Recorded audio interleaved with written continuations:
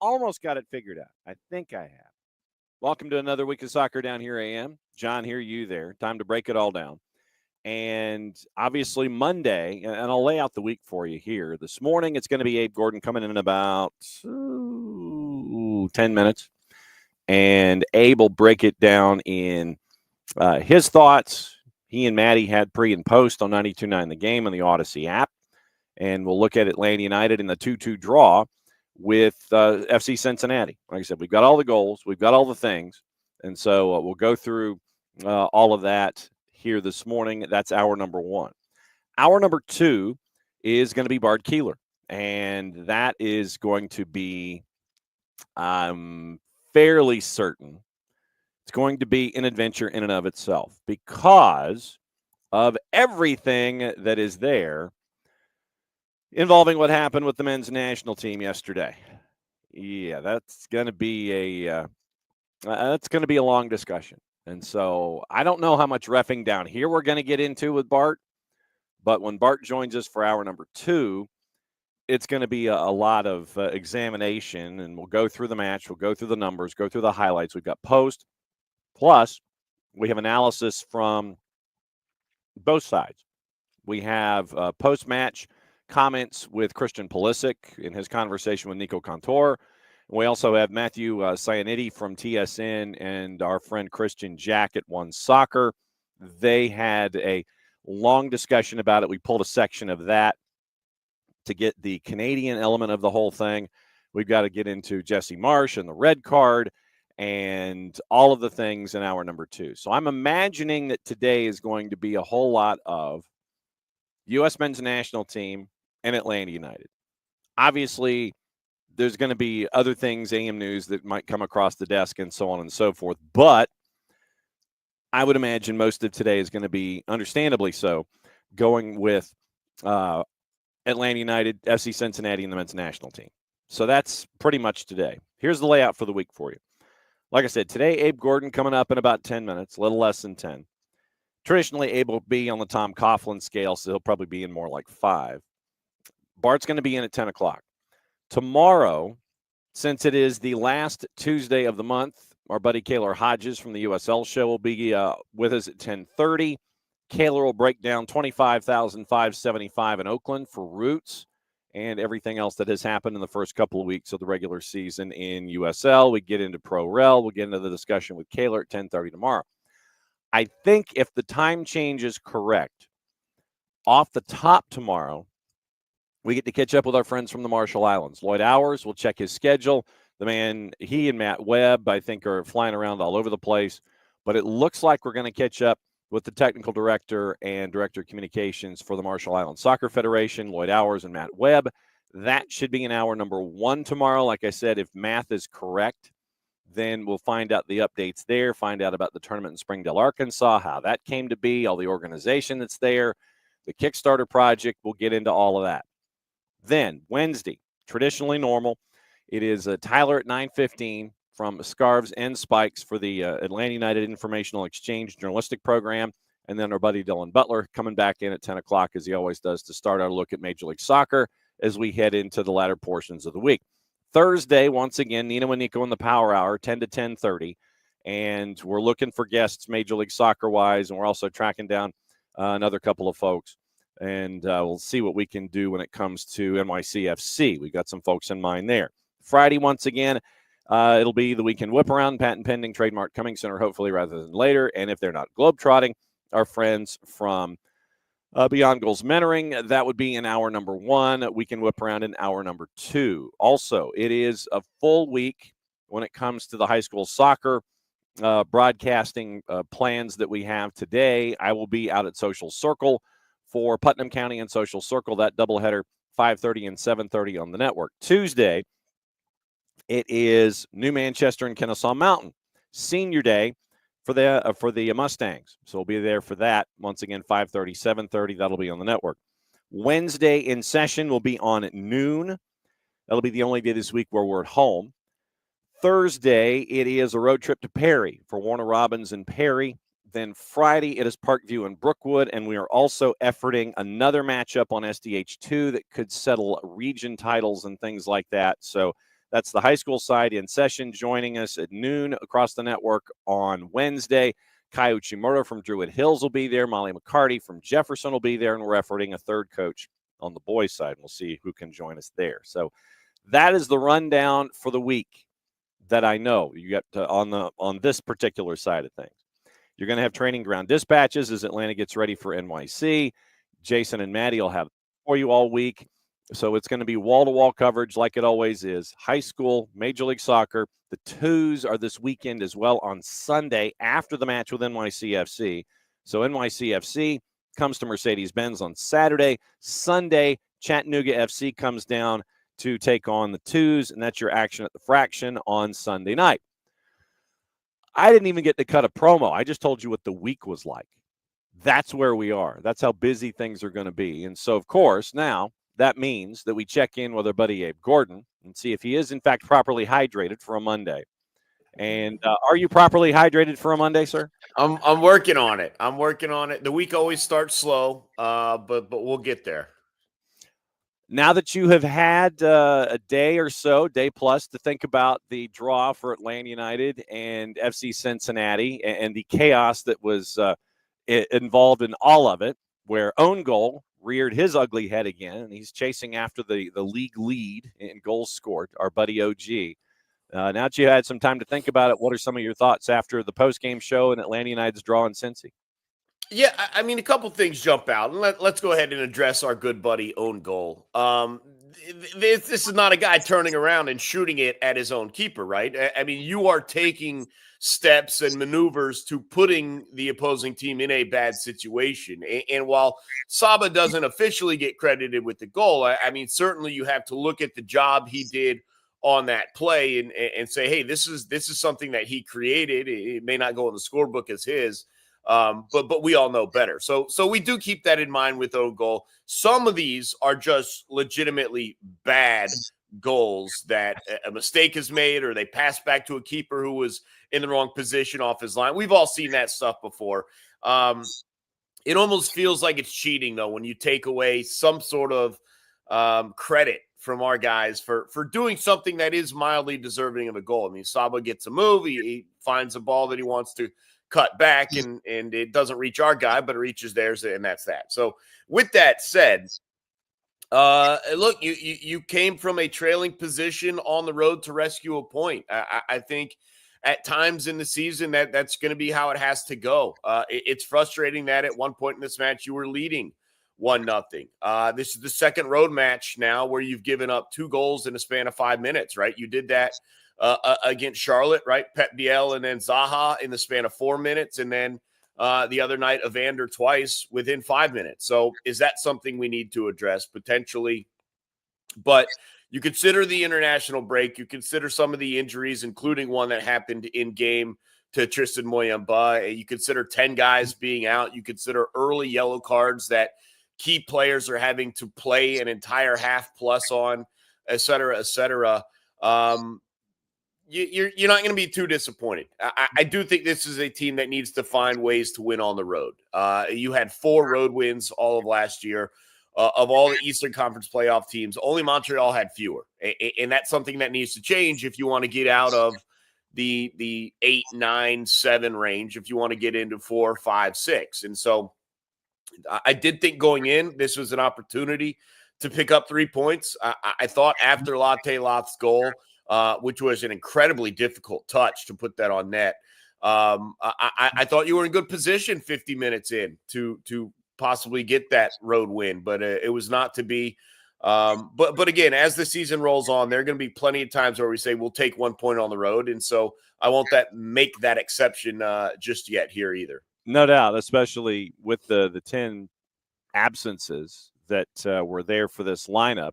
But once again, we have these discussions when you have international windows injuries and such. And that was why Chris Henderson, Ronnie Dyla, Garth Lagerwey had the roster assembled to the point that they do, because then you get to talk about folks like Matthew Edwards. You get to talk about folks like Will Riley, who is going to be the underlined, exclamated, italicized, bold-faced print, I think, coming out of this match, is that Will gets a yellow early, and He stuck with it. I mean, literally, it is one of the more professional jobs that you can have in your first MLS start. You get the early yellow card, and then you keep going. It's not a situation where Ronnie Dyla pulls him after 45, and I know that was a bit of a concern in some circles, but Will Riley, early yellow, stuck with it, played the full 90, and had a hell of a match as a part of the roster that was assembled there on Saturday.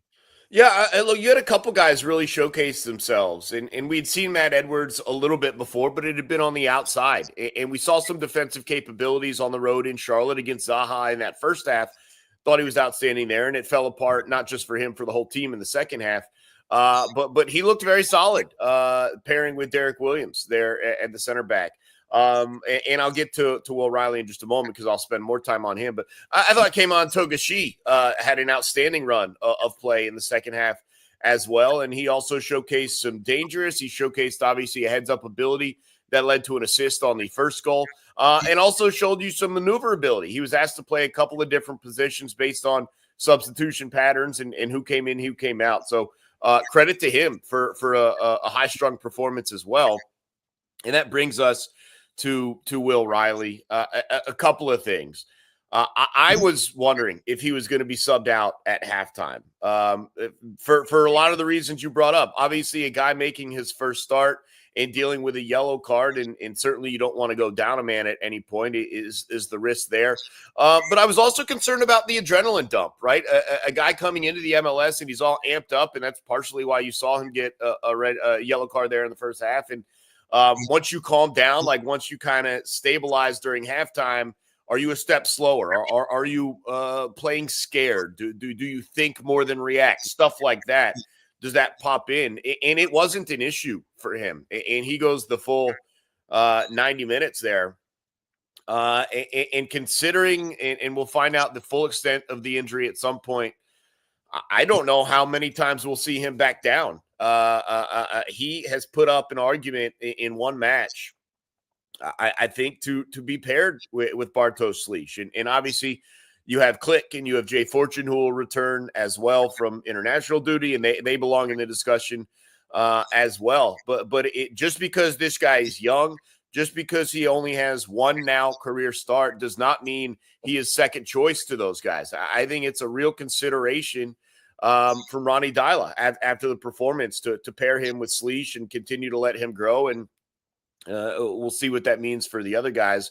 The other question here, John, and it was a question for me before the season, and the performance, I think, on Saturday afternoon maybe reinvigorates the discussion, is Saba on the right or Saba on the left? I just thought he looked completely different as a player on the right side in Saturday. And maybe it's because there wasn't any Miggy in terms of pressure, in terms of stress, in terms of taking the game over. Whatever the difference was, we need to see that sort of Saba. And if that means that we try Miggy on the left and keep Saba on the right, I think it should be explored. I don't know if you maybe do that just because of this one performance, but I wouldn't be surprised if there's at least some very light discussions about what we saw from Saba in this match, how we can bring it back when Miggy is here, and does that mean we have to keep him on the right side potentially? Will Riley's numbers, I'll go over both Saba's and Will Riley's numbers part of this. Will Riley's numbers on the day, he hit practically every column, especially every defensive column on the board. 82 touches, 45 of 55 passing, so that's 82 touches, 82%. 2 key passes. It was 1 of 3 on the dribble. 9 of 16 on his ground duels. 9 of 16, which is an insane number when you think about it. Then you have a 1 for 1 in the air. So 10 of 17 for Will Riley in the day. Fouled 5 times, 2 clearances, 3 blocks, 4 picks, 3 tackles, and 2 dribbles passed. I mean, literally, the last 6 categories that SofaScore sits there and registers defensively, Will Riley had more than a straight up and down. He had multiple triggers in times he was fouled when he had possession of the ball, which meant that Cincinnati was keying on him to try to gain possession. We're going to pair off on the rook and see what happens, and he didn't flinch. Clearances, blocks, picks, tackles, and dribbles passed, and times he was fouled by FC Cincinnati. All of those were more than just one time in the match. Now, Saba, on the flip side, to your offense, your 1 assist on the day, 42 touches, 20 of 25 passing at 80%. 3 key passes. He had 1 successful cross. We know what happened with that.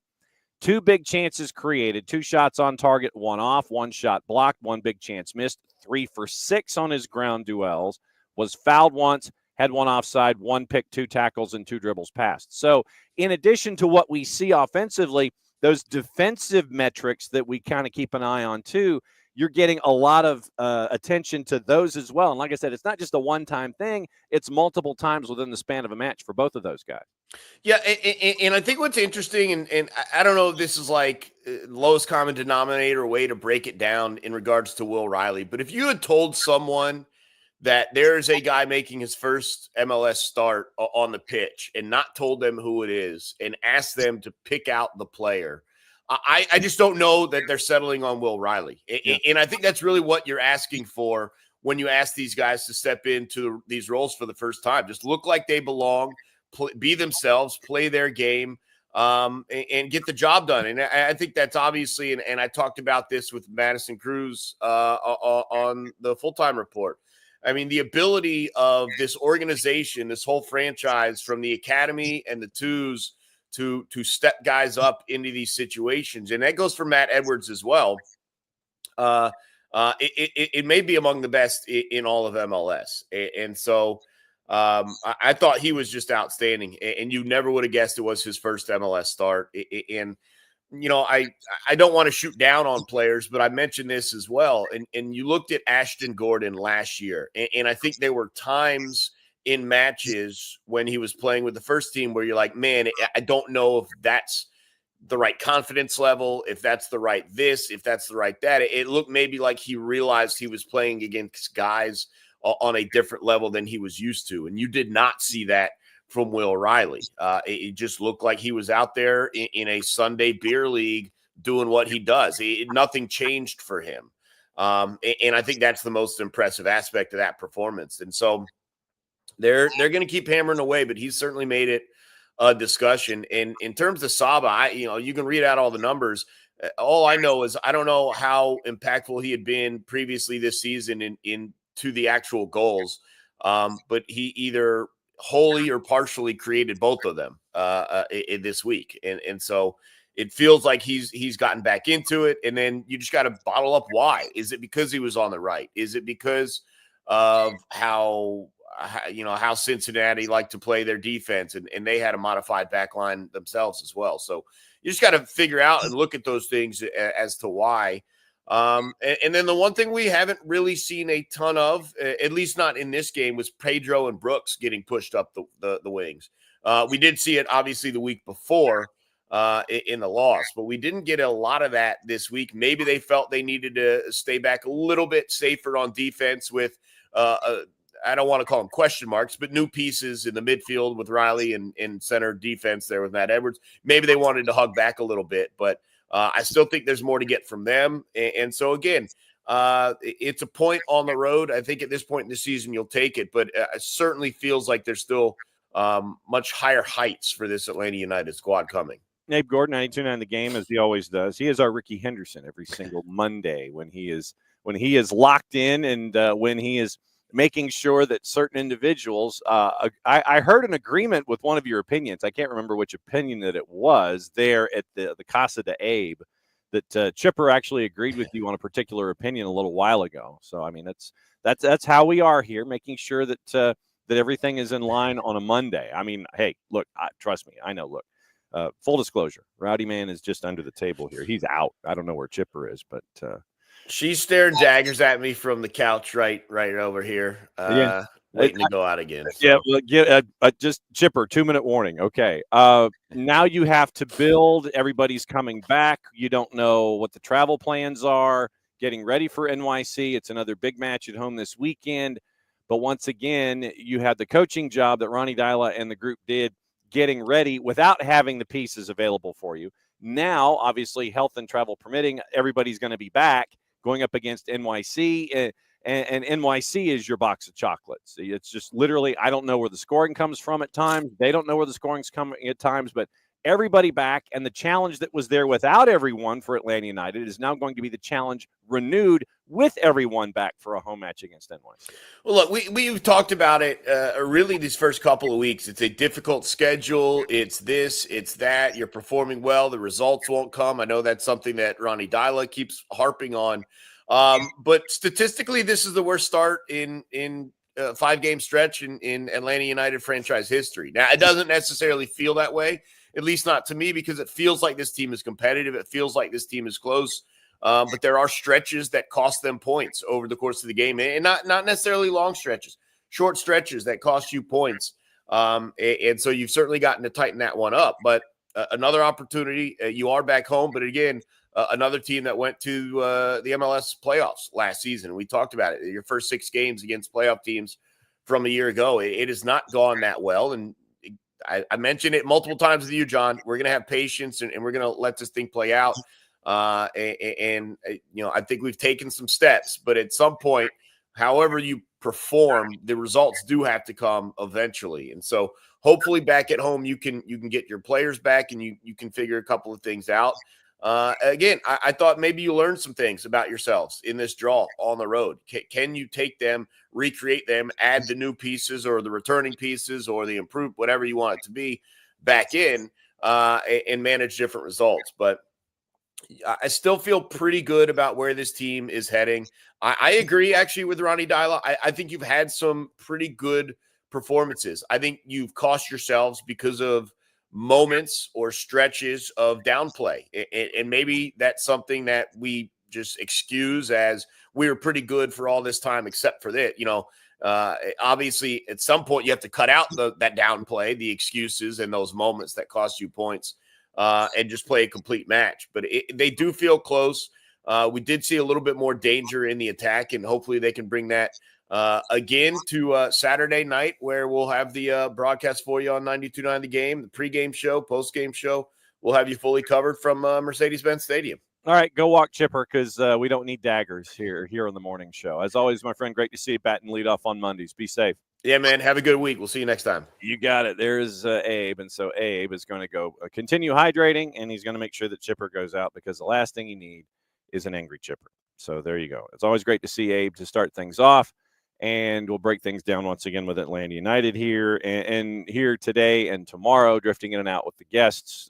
Once again, as we always do traditionally, Major League Soccer, we'll take a look at that on your Tuesday as well, in addition to the friends that are going to be dropping by. So good morning, David. Morning, Katie Weaver. And morning, Alex. And so, as always, it's great to see everybody drifting in and getting ready for yet another big week when it comes to Atlanta United here on the network. So let's go over the goals and how we got to the 1 point that ended up on the board. And we'll go through, once again, all the stats and everything on the flip side of all of this. But once again, starting things off, the man says, early on, it was no real surprise what we've seen from Emmanuel Latte-Lot. So Latte-Lot, first goal on the board, Atlanta United gets the lead, courtesy, once again, of our friends at 92.9 The Game and the Odyssey app. He'll trap against an off-balance angle and thread it through now to Togashi down the near touchline. He's on his horse. It's a race to the ball, and it's out for a throw off Powell. Thrown in quickly to Saba at the right end line. Cut that cross. Shot! Score!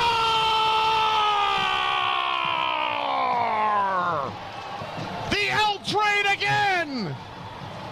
The quick throw. The pretty cutback cross by Saba. The L train slams it home. 1-0. And I don't think that we give enough recognition to the heads-up play of Togashi in that instance, where heads-up play, you're claiming it. Cincinnati's sitting there with a couple of hands going, "Oh, it's ours." But Togashi grabs the ball, quick throw, once again on the restart, getting past that back line that we've been talking about with Cincinnati and their makeshift issues that they had with injuries and such. And then the cutback cross, Latte-Lot with the left foot from 12 or so. I think it was just under 12, and it goes to be 1-0. Then that's where things were for a while. Then, as Abe mentions, it's 2 goals in a 5-minute span. And one of them, literally, you just sit there and it's like, yep, deflection, and then it was what it was. So Evander ties things up off a set piece. And once again, folks on the wall, goes off the wall. But here's how it was. Once again, Mike and Jason on the call, 92.9 The Game on the Odyssey app. Action at the goal to our left. They get the whistle. It's Evander. He goes for goal. Score. Off a deflection. It looked like it skimmed the top of the wall. It deflected off the wall and in, and there's nothing Brad Kazan can do. No doubt about that. And the way that the ball's path was initially going, Brad had it tracked going to his right, but goes off the wall, takes a deflection, continues to keep a straight line toward the far post as Brad is trying to lean to the near. You get that moment, and then it's 1-1. And then in transition, you end up with another goal. Evander makes it 2-1. Evander, by the way, punched a 9.8 on SofaScore with his numbers and his goals on the board. So once again, here's the goal that gave Cincinnati the lead, 2 goals in 5 minutes, 92.9 The Game on the Odyssey app. Off the throw, loose in the central channel. Bucat coming forward out of one tackle to the penalty spot for Evander, and he scores. 2-1. And it was just like that. It was 2-1 Cincinnati. And with the entry by Buca and Evander, you had a couple of defenders there for Atlanta. That was they were in between the pass from Buca and Evander. Evander had some space, shot it in with the left, got it past Brad to make it 2-1. Just to let you know, Evander with 2 goals on the day. Once again, a 9.8 on SofaScore. So Evander's numbers, he had an XG with those 2 goals of a .32. I know that Abe likes to believe in AG, actual goals, and AA actual assists. But 2 goals on the day, so it's a 2 on the AG scale for Abe. A .32 with the 2 goals, according to our friends at SofaScore. 4 shots on target, none of them off. 2 shots were blocked. The other 2 ended up obviously going into the net. Then it was 1 for 5 on the dribble, 82 touches, 82% passing at 42 of 51. 2 key passes, 1 cross, 2 long balls out of 4. 1 big chance created, understandably ends up in the back of the net. 9 of 17 in ground duels, 0 for 2 in the air, so 9 of 19 on the day total. Lost possession 20 times on the day for Evander. Committed 3 fouls. He was fouled 4 times as a part of Atlanta and their defensive efforts. 1 offside, 4 tackles, 1 dribble pass. And once again, the 2 goals, and Evander ended up with a 9.8. So it's 2-1 Cincinnati, and Atlanta is chasing at this point and trying to come up with an equalizer. They do, and we did talk about our old buddy OG getting on the board, but once again, it was the pressure from Atlanta United up the right-hand side with Saba that created this moment that gave 2-2 and the eventual end result. Once again, 92.9 The Game in the Odyssey app. And we'll roll it through the circle. In front now, here's Moranchuk to Saba, the right wing. Wattelon making the run. Saba going to him. Put it for an own goal by Aldis Powell. We're tied in the 89th minute. You end up with that as your end result. Your SofaScore numbers on the day. We mentioned Saba's. Saba finishing at a 7.6. Latte Lotta 7.2. Miranchuk a 6.4. Shande a 6.6. Tristan Muyumba in his 40 minutes really has embraced what Ronnie Dyla wants him to do offensively and defensively. Tristan is 7.5. Obviously, no information yet on the injury. Ronnie Dyla did mention post-match that he thought it might be a meniscus. Obviously, it was early returns, really didn't have any concrete information. Didn't think it was a ligament, went in other directions when he was asked about it. Backline of Amador, Williams, Matt Edwards, and Brooks Lennon, all in the mid-6s. Pedro is 6'3", Derek is 6'6", Matt Edwards is 6'4", Brooks Lennon is 6.5, and Brad Gazan finished with a 6.8 on the day. Brad's numbers coming from 4 saves on the afternoon. And 2 saves from inside the 18, 52 touches, 56% passing, 25 of 45, 8 for 26 on long balls, 2 clearances, and that was Brad's day for you at 6.8. Your subs, obviously, Togashi coming in and making the most of his opportunity, coming in the 41st minute for Tristan Muyumba. Ronald Hernandez came in, obviously not fully fit, but came in and gave you 20 and subbing for Shande Silva. And then Mateus Click came in, gave you 10, subbing for Matt Edwards. Other folks that were there that did not see action, Jaden Hibbert and Josh Cohen, your backup keepers, Nick Sessock, Cooper Sanchez, Ashton Gordon, and Rodrigo Neri. And this was the list, once again, the list of the players that were out for Atlanta United on the day. Abram, Almiron, Fortune, Cobb, Gregerson, Morales, Bart Sleesh, Ronald was until he was subbed. Then it was Edwin Mosqueda and Jamal who were also on the board. Click was there as well, doubtful coming in, but ended up giving you 10 minutes by the time you were done. So those are your stats and your numbers of the individual players for Atlanta United going up against Cincinnati. And it was nerve-wracking. Not going to lie. It was nerve-wracking, and it was one of those matches where Atlanta United was in control for the most part. And you look at the waves of control, I guess, for lack of a better phrase. And then it was trying to figure out, where is it? It mentions, okay, so in the first, say, I don't know how they break this up, but you had Atlanta United pretty much in control once again out of the blocks. Then you get the return of control to FC Cincinnati. Then Atlanta United had, up to a point, you're looking at, I'm trying to see if I can figure out where. I know it's attack momentum, silly. And attack momentum was Atlanta United's for the most part. Attack momentum, the statistic that's given by SofaScore, attack momentum was mainly Atlanta United's up until that stretch where the 2 goals were scored in the 5 minutes. You had a handful of minutes ahead of time.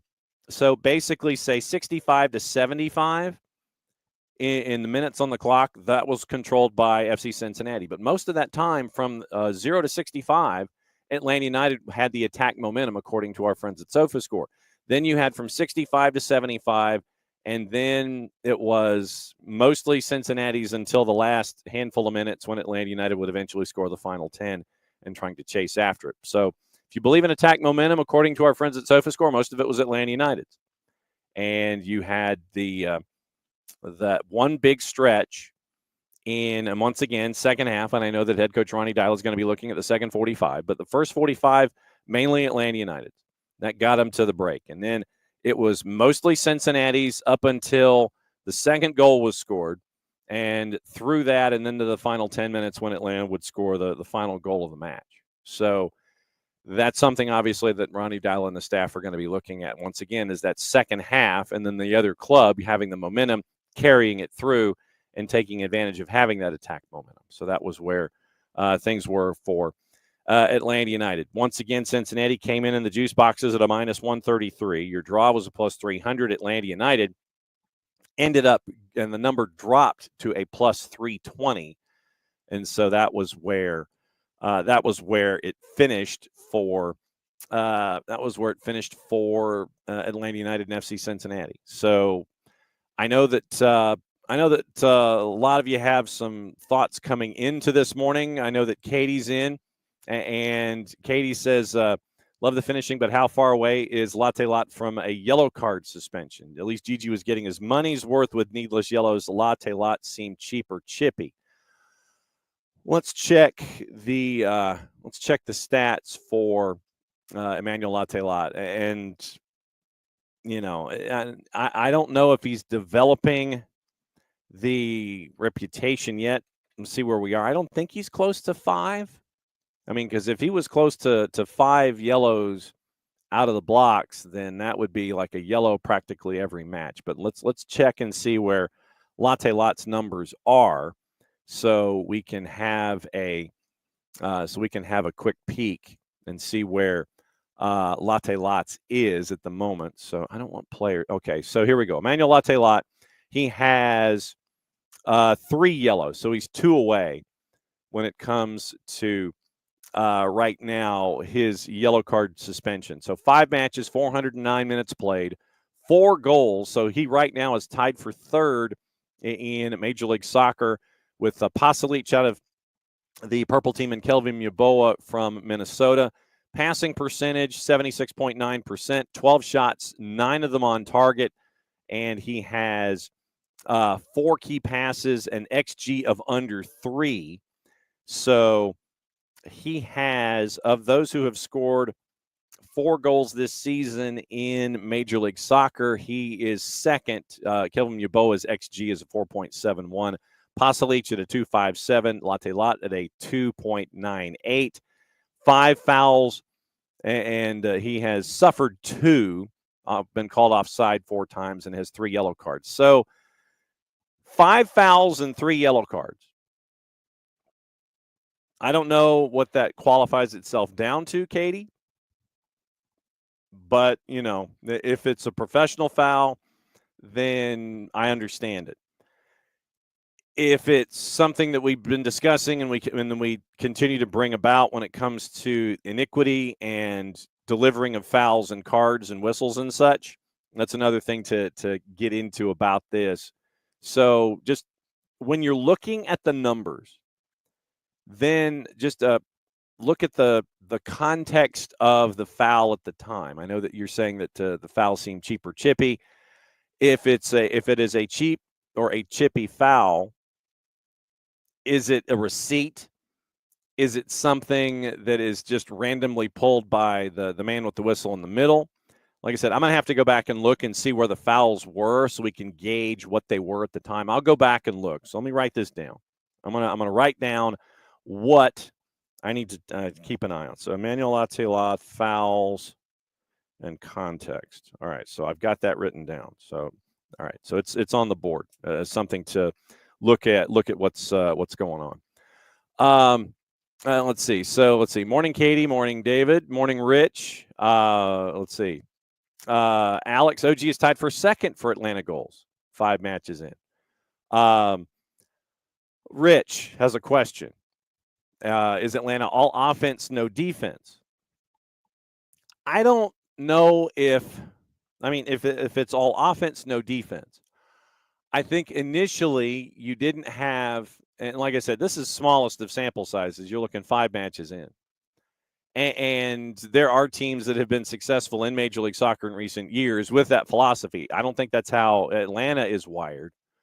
But there are, and we know this in different sports, where defense comes first and then offense will come. Sometimes it's the other way around. With Atlanta, you didn't have Amador from the beginning. You didn't have Brooks from the beginning. So you're trying to piece things together with folks like Matthew Edwards. And this go round, it's international duty. So literally you're having injuries and international duty contribute to the defensive workings that you have right now. But this time out in the matchup against Cincinnati specifically, Rich, it was a deflection off a set piece, and then the second Evander goal, fine, that I get, but you have a goal deflected off of a set piece, and we can go back and look at all the other goals as they were administered. But the back line that you were looking for with Amador and Derek and Steon and Brooks, you didn't have it until last week. So you didn't have it until match number 4, and you're still trying to get it all squared away. Defensively, I know that you were looking for Mateus Klick to be an integral piece, especially when it comes to being one of those 2 6s that's in front of that back 4. And Klick has been injured, but what you've seen is Tristan Muyumba step up.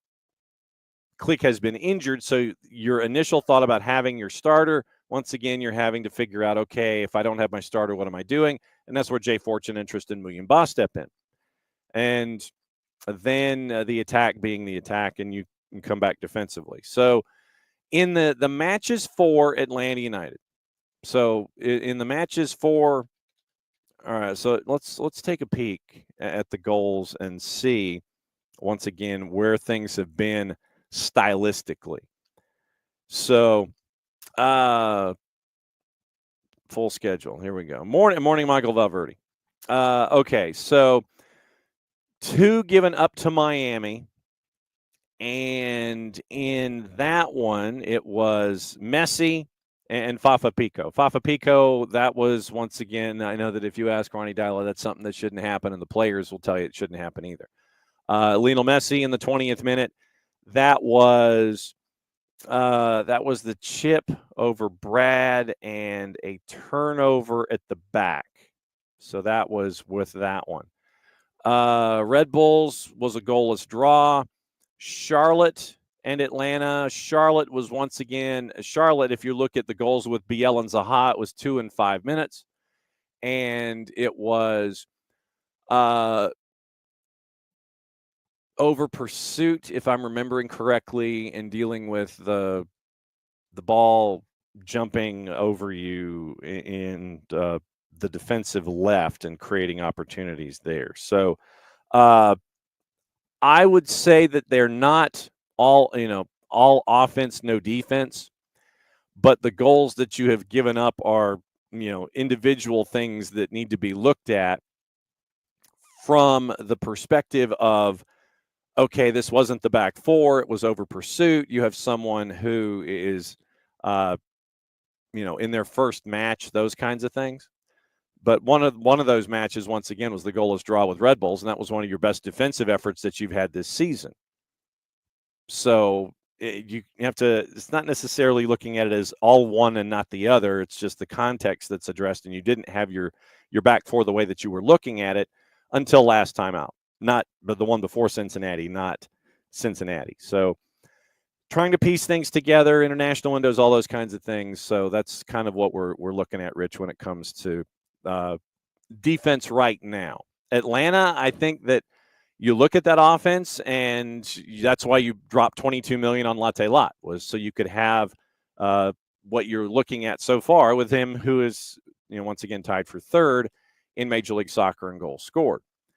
That's what you're hunting for there. You're looking for that kind of movement. I think that there are times when you look at the offense so far. I think that you look at Miguel, and there's the pressure of expectation that's attached to what you're seeing from Miguel Almiron. And I think that it's an adjustment for him.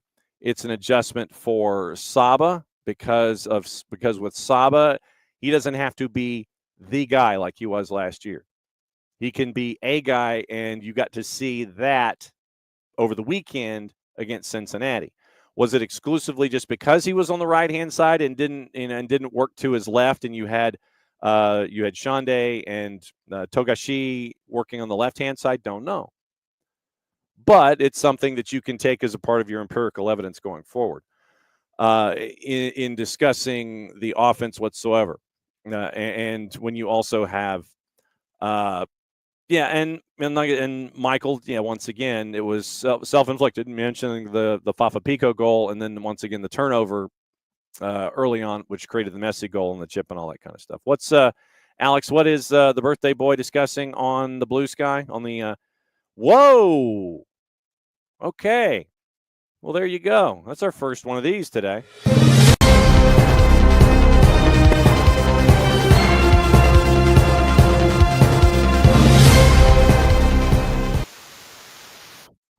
Laurent Courtois is gone. CF Montreal, according to Tommy Scoops on the Butterfly, says they fired Laurent Courtois. The beginning of his second year with the team led the team to the wild card game last year. We all know what happened there. But Laurent Courtois is out. OWT out. Man. Crazy. And so we'll talk about that as we go here this morning too.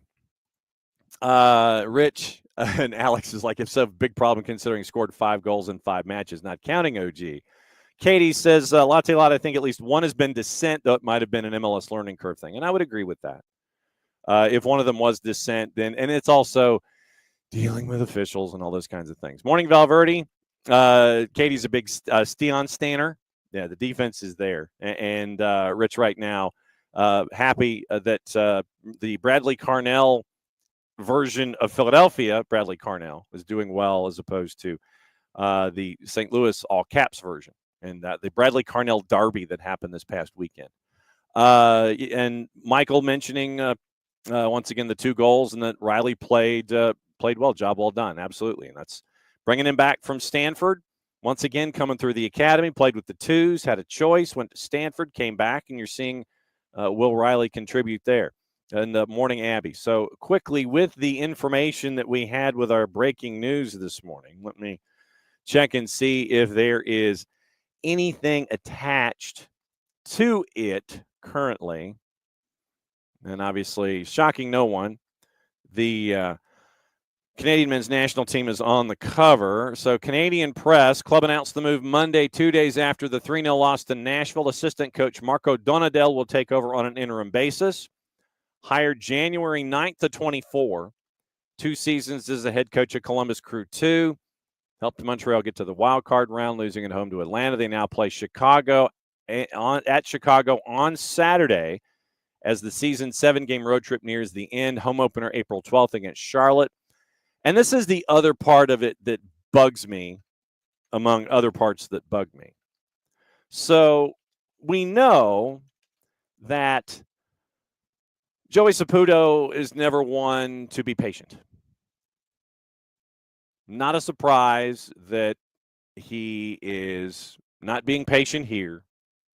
And so, once again, I am not surprised.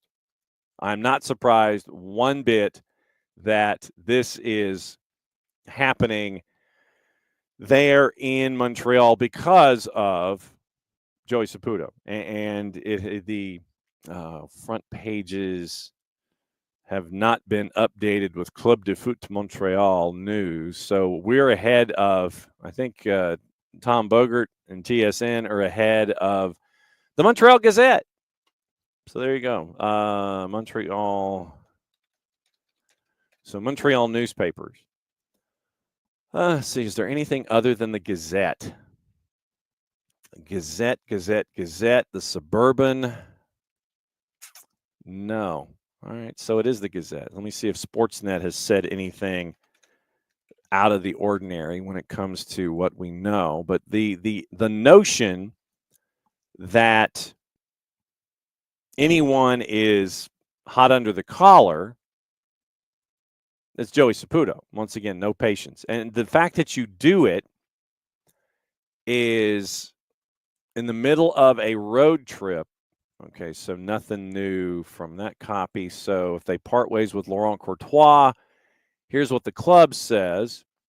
Literally, it's 3 sentences. Here is, as of 40 minutes ago, here's what CF Montreal says. CF Montreal announced on Monday it's parted ways with first-team head coach Laurent Courtois. Our assistant coach Marco Donadel becomes the interim head coach. No other changes have been made to the coaching staff. CF Montreal would like to thank Laurent for his contributions to the club. 4 sentences. 4 sentences. Donadel takes charge, and you have our first sacking of the year in Major League Soccer coming from Montreal.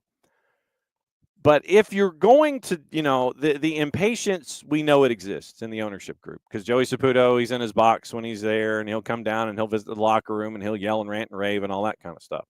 I get it. The fact that you're playing your first 7 away from home because of weather being the weather, and you have 2 more matches to play before you come home. You have a team that is on the road and is gassed. They haven't scored. They've only scored 2 goals this year in their first 5 matches. They've given up 9. They don't have the worst defense in the Eastern Conference. They don't have the worst offense in the Eastern Conference. In the East, though, they are dead last. Goal difference of -7. So they're not scoring, but their defense isn't the worst. First 7 are on the road. And you want to fire Laurent Courtois now. A team that is wiped out, just gassed completely. You get thumped by Nashville, and that one was over early. And you decide to fire your coach. Once again, logic and Joey Saputo and CF Montreal, they don't mix. The worst offense in the Eastern Conference is New England. They've only scored once. They also have a match in hand because of CONCACAF. They do not have the worst defense in the Eastern Conference. Toronto's given up 12. They have the same record. They just have scored more goals. DC has given up just as many. Orlando has given up more. Chicago has given up just as many. So your defense isn't the worst. Your offense isn't the worst, but you feel compelled to fire your coach. That fits for Montreal. Laurent Courtois is a great head coach.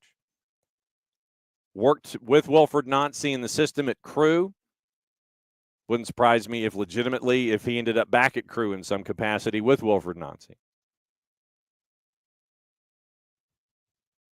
Well, once again, they also, you add LAG, you add Sporting Kansas City, you add RSL. So there are at least half a dozen teams who've given up more goals than you have this year that have not played 5 consecutive matches on the road. Once again, chaos and reigning supreme in Montreal. And as always, thankful for all of you intrepid producers who are very, very fast on the button. And there you go. Yeah, Rich. Yeah. Montreal newspapers already don't report on Montreal. That's true. Abby, no, I didn't go over the passing numbers for Pedro. So let me see if I can grab the passing numbers for Pedro. So pass for Pedro. Hang on just a second. On the day, let me get to Pedro's numbers. All right. So getting into lineups. Hang on. It's just what happens when you go away from it, and then you want to go back to it. It doesn't go back to where you were initially. Okay, on the day, Pedro was a 6.3, but I'm fairly confident in thinking that the defense for Cincinnati up that side, and I want to say that was DeAndre Yedlin on the mark. Yeah, it was DeAndre Yedlin. It was DeAndre Yedlin keeping an eye on Pedro Amador for the entire match. So the full 90, 3 clearances, 69 touches, 41 of 50 passing, 82%, 2 for 6 on long balls. And then getting into defensive statistics. Did he have any defensive statistics? Nope. So 82%. And that seemed, Abby, that seemed like it was a fairly common number that United was passing in the low to mid 80s on the day. So Amador was right there in the middle of it all, 41 of 50, 82% on 69 touches. Nice. So that was that's kind of what you were staring at there. Now, Rich, on the FIFA World Cup, once again, Bart's going to be joining us here in a couple of minutes. And we'll go over the men's national team. And like I said, we got plenty of sound. We've got goals. We've got all the things. So New Zealand is in. Okay, so New Zealand has qualified. So we now add New Zealand to Japan. So we now know 2 of the 728 teams that are going to be playing in the World Cup in 2026. So Mazel Tov to the All Whites and to the Japan national team. So there you go. Comme dit dans sac in Québécois. And Rich, once again on Joey Saputo, is going to cash in on 1 or more Messi Miami visits and look to cash out on a sale. You know, I don't know. I always thought that Joey Saputo has just kind of viewed CF Montreal as a line on a balance sheet and is focused more with everything going on with his Italian properties. So that's, CF Montreal kind of what it is when you're looking at everything that is all there. But yeah, I mean, legitimately. Legitimately. Like I said, if I was Columbus, I'd bring him back home. Have him be there with Wilfred Nancy and just raise all kinds of hell. But once again, Joey Saputo being Joey Saputo, 5 matches in, all on the road. Your team's gassed. You lose 3-0. You fire your coach. Smart. Hashtag sarcasm font. All right, 10 o'clock, hour number 2. And we're going to be spending a lot of time on this. And once again, if there's any thoughts that you guys have when it comes to Atlanta United, FC Cincinnati, we'll go over that we'll go over that after we're done talking men's national team and all that kind of stuff. But because it is hour 2, and I know that somebody was, I'm fairly certain, fairly busy and or occupied in trying to watch the CONCACAF Nations League. We're going to talk about it because there's a lot to talk about. So bringing in Bart Keeler. Once again, Soccer for You as POD. Bart, how's the voice first and foremost after yesterday? Well, there wasn't anything to cheer for, John, so it's fine. Okay. Just I didn't know if there was anything worth, if it was yelling or anything. So where were you? Were you watching at home or were you with group? No, I was watching at FiredUp with the rest of the American Outlaws crew. We were greatly disappointed, expecting slightly more than we got, and having to watch the team continue to struggle to create goal-scoring opportunities as well as defend when it matters most. And that's kind of been the way I would summarize this entire Nations League window. When you went, obviously a lot of folks went into the match yesterday thinking, okay, this is going to be that battle that Jesse Marsch had been playing up that it was going to be. Published reports had Jesse Marsch playing the 3 fights in 9 seconds between the Team US and Team Canada in the Four Nations Cup that was attached to the National Hockey League, doing that as a motivational tactic. And then Jesse, being, how do we phrase? Emotional over particular moments and then getting carted and booted. So let me go reffing down here inside of the discussion with the men's national team. The behavior of Jesse Marsch taking your Outlaws cap away and putting your ref jersey back on. Walk me through that and what you thought about that particular move where Jesse got carded, told to head home. Well, this is first off, let's just say that it clearly was not a penalty. I think every replay showed that. So for him to act a fool so hard and be so wrong was really just kind of childish, to be honest. And that's why we give coaches red cards now. Those of you may remember, we used to not physically give a card to a coach. Like we wouldn't show a card. We would say, hey, this is a warning, or hey, you're dismissed. I do think that the visual of receiving a yellow card or red card does send a message. And this was a great opportunity to show that.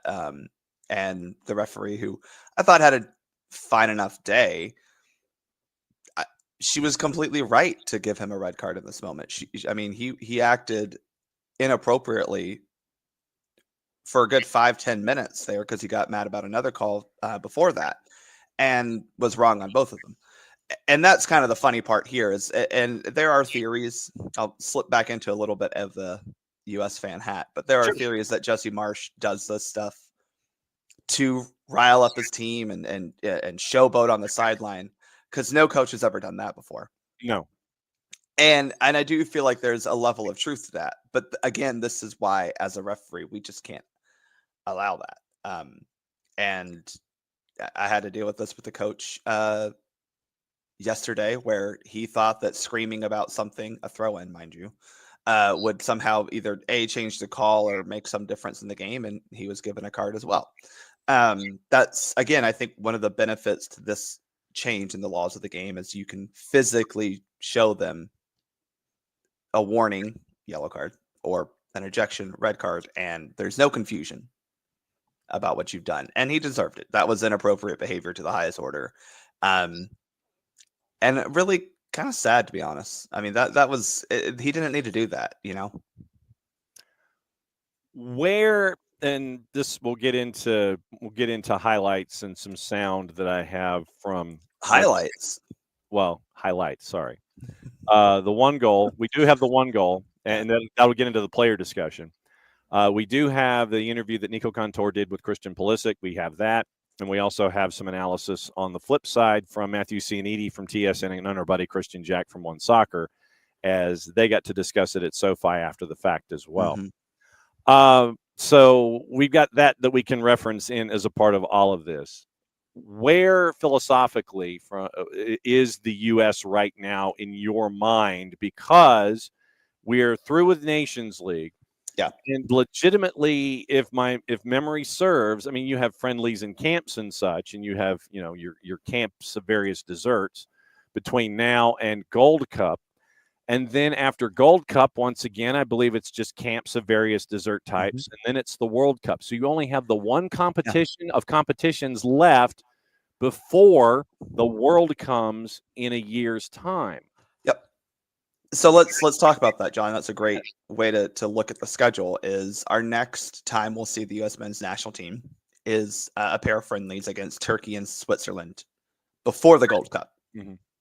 That's in June. Then we see them in the Gold Cup.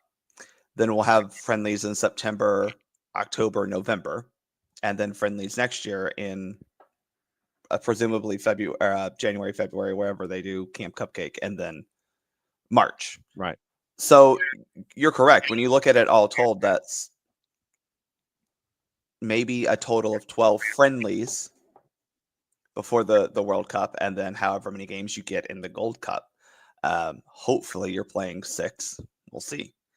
It is problematic that this window was so dismal because it wasn't so much that we lost the Nations League. I mean, I think winning 3 in a row, winning a 4th would have been an impressive feat that, quite honestly, taking off the U.S. fan hat for a second would have been probably not a great testament to the quality of this tournament, which we can get into on another day. But the way that you looked so, I'm not even sure of the word, just incapable of doing a lot of the things that you say you want to do. And then furthermore, especially in that Panama game, showing a supreme lack of fight. You got a little bit better at that in the Canada match, but even still, it just seemed like everything was just at 0.75 speed going on, both on it with their feet and in their heads. And where do you go from there? I don't know, because it's not like this is a completely new system. It's really not. I mean, it's maybe similar to what you could say about going from Pineda to Dyla.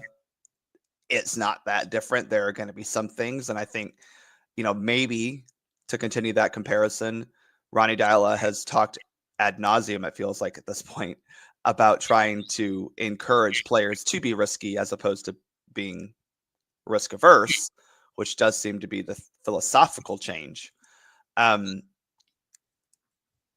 guess getting players to try hard as a philosophical change takes longer.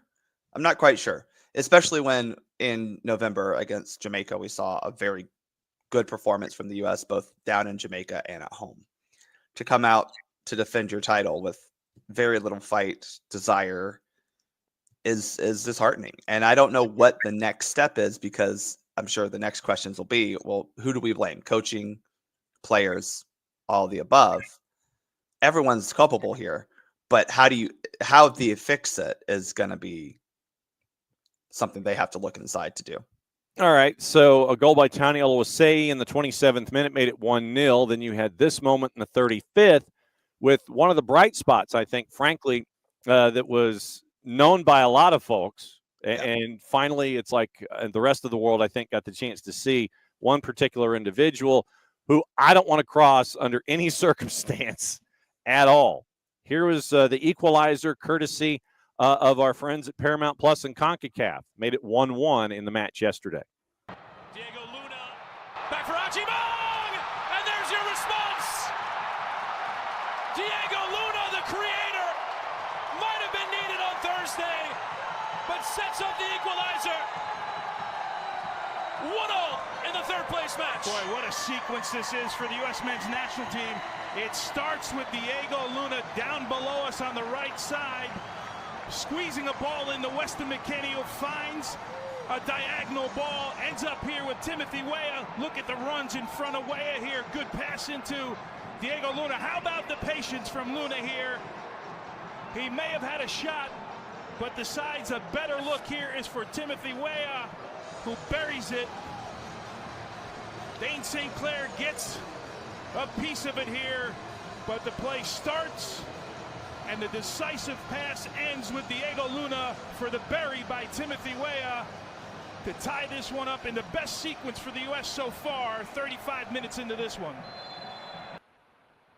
Goal is by Patrick Ajimong, given credit, but to Tony Miola's point, Chris Whittingham and Tony Miola calling it on Paramount Plus.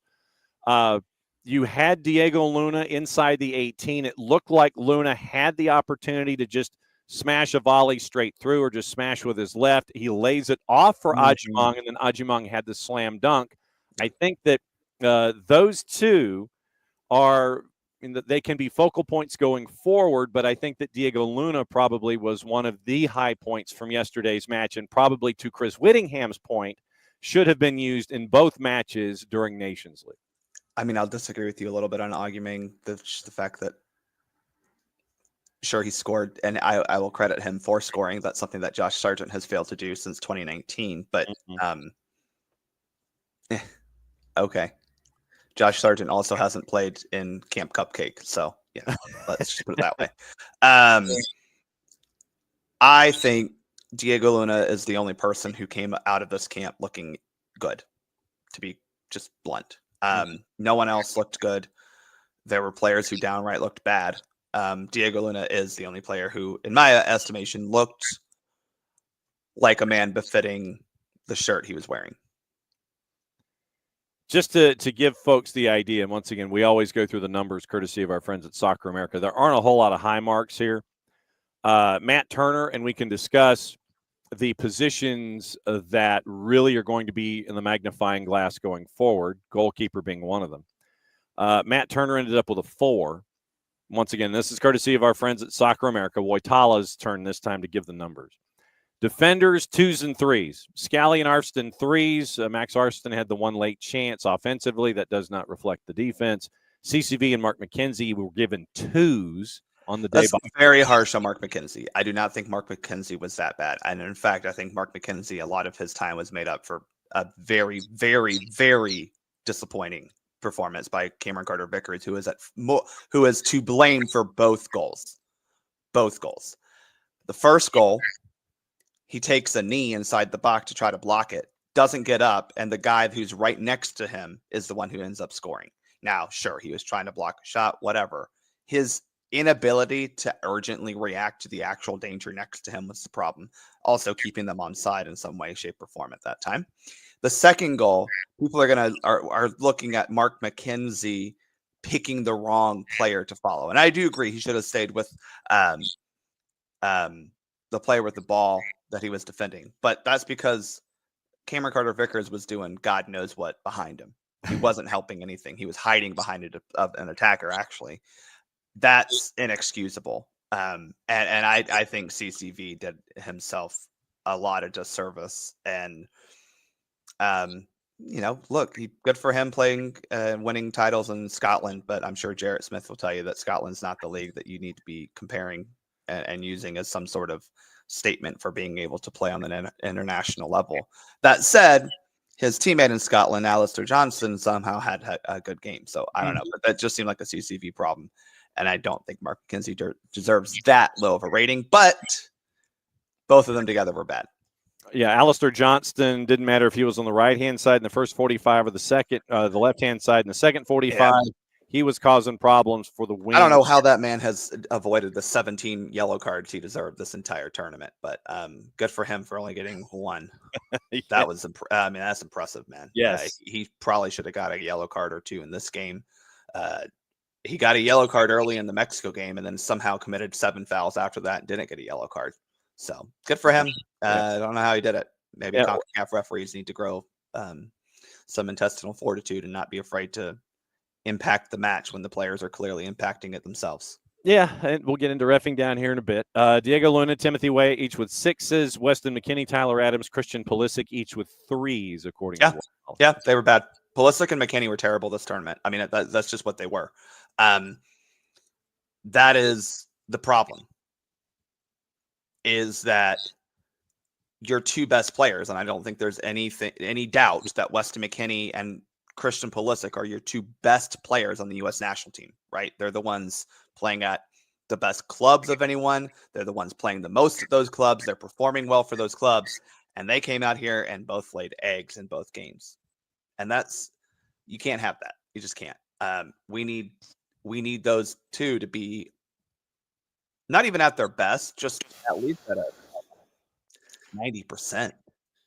And they were nowhere close to that this entire window. And that is where you have to look inside of the players and go, why weren't you up to the task? After the match, Nico Contour caught up with Christian Pulisic, and here is that conversation. It's about 2 minutes long, so we're going to play all of it for you. Once again, Nico Contour, Christian Pulisic, courtesy of our friends at CONCACAF and Paramount Plus. Christian, it's been a disappointing week. How's the group? I mean, obviously disappointed, yeah. We'll go see, we'll go talk now, and then, yeah, we gotta come back from this, of course. We're not at our best at the moment. And how do you get back to the best? The attitude within the group, tactically, is there something that you guys wanted to reinforce to get there?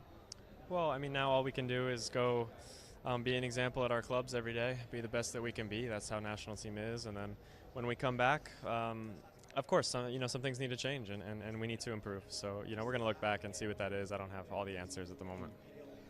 Talk to me a little bit about the energy within the group right now. Gold Cup in particular, it's going to be a little bit strange because you might not have everybody in camp, and there are fewer and fewer windows before the World Cup comes around. Yeah, I mean, we'll see when it comes around who can be there. Obviously, yeah, the feeling is it's not good right now. We need to turn it around, and we can hopefully build some momentum this summer because we really do need it, and with big tournaments ahead. Pacha's told me that he envisions you as like the perfect 10, his Christian Eriksen of what he had at Spurs. We've seen you play almost everywhere in the front line. How do you feel playing in that role? Yeah, I mean, I like it. I like playing in that role a lot. Like the last two games, obviously, I'm just not seeing as much of the ball as I would like, so it can be tough at times. But yeah, I feel comfortable in the role. Today you captained the team. How did that feel? Talk to me about that responsibility. I mean, this team is everything to me. I care so much for for this team, for this country. I hope people know that about me, and it's truly an honor. So anytime I get to do it and lead this country, it means a lot to me. All right, Christian, good. Nico Contour and Christian Pulisic after the match. And for those not looking on the video side, just listening to the audio, your brow was locked into the interview, and your left hand was spending a lot of time on your chin listening to that conversation. Yeah, I did have to look up. He had 21 touches yesterday, none in the opponent's box. And you can blame, you can say, oh, I didn't see enough of the ball as I wanted. Well, buddy, go find it. Go find it. I'm sorry. I mean, that's just kind of where we're at, is like Diego Luna had 53 touches. So more than double than you had. Go find it. Did I interpret correctly a moment in the second half where it looked like Mauricio Pochettino wanted to substitute Christian Pulisic, and Pulisic decided that he wanted to take a set piece instead and waved it off? Did I see that correctly? I maybe. I mean, I don't know what that was, to be honest, John. And a lot of people were talking about that. I don't know. I don't know what that communication was. Because I don't know why. I don't know why he's so insistent on taking set pieces. The man can't hit a damn set piece to save his life. He almost went to the explicit rating. What set piece are you taking that's going to help us there, bud? You ain't done poop with any of them. Our set pieces were abysmal this entire tournament. Even last game, by the way, where you had Jack McGlynn, who does two things well, and one of them is hit a damn set piece. And you said, no, I'm taking him. Bro, leadership is sometimes knowing when you're not the best person for the job. Leadership doesn't mean you do everything. And here you are out here trying to take every frickin' set piece and bat at them. We got to find someone else who can take a set piece. Especially, again, you had Jack McGlynn on the field against Panama, a dude who we know who has done it in U.S. colors. We know can hit a set piece, be it a free kick, a corner kick, any of those. And you're like, no, I'm taking it. Bro, you need to sit down and humble yourself, because that ain't leadership. Also, there were other elements in this that I do want to discuss. I do want to, like I said, we do have the Matthew Cianidi, Christian Jack conversation. It's a 2 minutes of a larger conversation that they had about what this means for Canada in winning third place in this tournament. But I also want to get into, and it's a point that was made by David, discussing Gio Reyna once again, in a match where you're trying to come up with something akin to an equalizer, getting close to 90 minutes, north of 90 minutes, and Gio Reyna starting to pull shenanigans again and turn things into a chippy discussion when you need to be focused on the task at hand. Once again, Gio Reyna doesn't seem to be, locked into what you need to be locked into at a key moment in a key match. Our friend Doug Robertson has never minced his words about Gio Reyna. And while I do disagree with him, I understand more his point of view on this. And Gio's another dude who needs to grow up, to be quite honest. I mean, part of this, I think, for Gio Reyna is he thinks he is way better than he actually is. He's a supremely talented player, but he thinks talent is all that matters, when the reality is he doesn't have that much talent where it is the only thing that matters. Erling Haaland does these silly little things because, well, he scores a lot. That's the reality. Gio doesn't do that. He's barely on the field for club, and when he gets on the field for country, he's decent, but gotta do better. I agree. Gio needs to be focused on the game and not trying to start fights. Although I will say, wouldn't have minded a fight at the end of that game. That would have at least been entertaining. When it comes to positions of concern going forward for the U.S. men's national team, yes, where are your positions of concern? I would say keeper, striker, center back. Am I wrong? Am I missing anything? Considering no one played well this window, I would say all of them are a concern. I do think your goalkeeper situation is now at the point where it is a major concern. Matt Turner has reached that point as a goalkeeper where actually, we're on the decline because he isn't playing. That is a legitimate problem. He was able to mostly keep things okay, especially for the U.S. by not playing. But we saw this with Zach Steffen, right? Where eventually not playing week in and week out, seeing actual game minutes does hurt you. So he's there now. He's been there maybe for the last 6 months, but we really saw it this tournament. Even for an example, shanking passes. We just can't have that. Problem is, who's behind him? Good thing is Ethan Horvath's been playing a little bit more with Cardiff City. Trying to remember which side of that border that he was on. The Welsh side, yeah. Yeah, he is on the Welsh side. The better side, some would say. The MLS options aren't super inspiring as much as Zach Steffen has had a good start to the season. He was statistically the worst goalkeeper in MLS last year. And so while you hope that maybe that's because he was just shaking off rust and he'll be better this year, you got to prove to us for more than, what are we, 4 games into a season that you're actually good. Schulte is not a sexy pick for a lot of people because I think a lot of people just hate the fact that a white dude from MLS might be a starting keeper for the U.S. men's national team. That sounds really blunt to say, but I think that's an issue. Is they Patrick Schulte, what are you talking about? Like, well, I was going to bring up folks like Schulte and Celentano to be considered going forward. I think Celentano is a dude that probably should be looked at a little bit more. He's a much better shot stopper than Schulte. Same with Matt Freese. And if you're worried about playing the ball out of the back, well, you still have Matt Turner in goal. So he ain't doing that. There's always the people like, oh, we just need to start Diego Koken. No, homeboy is not ready. He's 19. Let him play soccer for a little bit. We are not in a good goalkeeping pool right now. And that's the reality. But there are options who maybe could be better than Turner because, as I've always said, goalkeeping is 10% shot stopping, 90% everything else. So what is Matt doing in that 90% of not saving goals? It's not great. And now even his shot stopping isn't a net positive. Slightly problematic. That needs to be evaluated. Center backs were bad. Even Chris Richards wasn't supremely good as we needed him to be.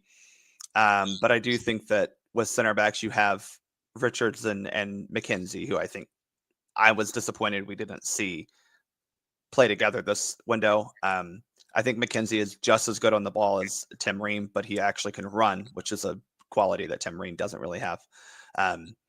And I think that's my problem with Pochettino right now. Is like, bro, what are you doing? Are we what like I think my issue is using this as like experimentation to some extent. And this was a point that Tony Meola brought up in the broadcast where he was, I believe he was under the impression that Pochettino is still trying to figure out, and it's just because of the calendar and that you happen to be in a Nations League tournament where you're still trying to figure out, okay, I've only been here for X amount of months or X amount of match windows or whatever, that he is still trying to figure out what that roster is looking like. So we saw it with Hayes on the women's side, and you're seeing it also with Pochettino on the men's side. Unfortunately for Pochettino, it was in a Nations League tournament, and you had 2 losses, and you finished last. Which you can't do. But I'll take a couple of points there. How much is he making? $11 gazillion. He's making $6 million. So the dude can find the time to learn the player pool. That's one point. Point 2, and look, I know he scored, so we'll give him that. And I know Diego Luna's been good, but I think most people would say Diego Luna should have been in this team a lot longer. But Max Arfston didn't cut it. Jack McGlynn didn't really add anything to the game he came into. His reliance on those January camp guys, and especially when you look at that preliminary roster that he built for Nations League, it's very clear he has not scouted players outside of his back door, at his backyard. And that does need to change. Homeboy needs to be surveying the player pool. And sure, he's not, but what? He got hired in September, so we're 7 months into his, okay, well, there's been plenty of European soccer played, and you can't make a trip over there or two to go watch some guys in person, especially those fringe players. I'm not accepting that as an excuse for someone who's getting paid so much money to do the job. Sorry, just not. Especially when, John, it's 2025. Finding video footage of these players is not hard. Get the man an ESPN Plus account and let him go watch some of the Dutch and Belgian leagues. Get him a Paramount Plus account so he can go watch some of the championship and other leagues they got on there. Like, I'm sorry, that's just a bad excuse. And using that, oh, well, he doesn't know his player pool. I can understand if he's not fully attuned to the depths of the player pool. But it's not like Greg Berhalter just called up the same 24 people. You know, Greg Berhalter had a pretty expansive player pool. And a lot of those guys played. So it's not like there's not tape to look at to evaluate them. I'm sorry, that's a piss poor excuse. Just to be. Well, I mean, I don't know. I'm offering. I'm. I know. That's been the excuse made, and it's like, well, okay, but he's 7 months in. He doesn't have guys that he. I mean, has he gone on enough trips to go see these? I mean, he should be travel. I mean, he doesn't live in Atlanta, so what's the point here? That's my problem, John, is yes, we can blame players a lot. One of the factors in all this is a dude making more money than any other U.S. men's national team coach has ever had before, with a pedigree of coaching that we were all excited to have. He has to start taking this job a little bit more seriously, to be quite honest. And not knowing the player pool 7 months into your tenure is not an excuse for me, because there's been soccer played this entire time. And I know you haven't been able to call them to camp. I'm understanding of that. But he dropped Brendan Aronson for some of these guys who were not impactful in the game. You know, he needs to do better. Just where we're at. Let's see. Where was my quote? Hang on just a second. It was, where was it? And there was in an article, and once again, it's a Paul Kennedy piece at Soccer America is where I found it. Pochettino says now it's time to be calm as a part of this. Let's see. He says, Pochettino said things could be worse. If we will be in this situation today in 1 year's time, for sure, I will tell you, Houston, we have a problem. No? SOS. He said that, and Tyler Adams said, I think we need to have every single person buy into exactly what we're doing and what we're trying to do. Spoke about winning duels, tackles, leaving your mark on the field, not being naive in certain moments, being a little bit more clever. And then when we come here, sometimes I think we forget a little bit what the games are going to give us. Mentioned what Christian Pulisic said after the match, playing that particular interview. Pochettino said, quote, I think everyone saw and felt that after Panama and Canada, there are things we need to improve a lot. I think we need to approach the games and the camps in a different way. But I say there's still a lot of time to the World Cup. Now it's time to be calm. So that's what Pochettino well, said. so I don't agree that it's time to be calm, because I think this window showed that it's time to get serious. Right?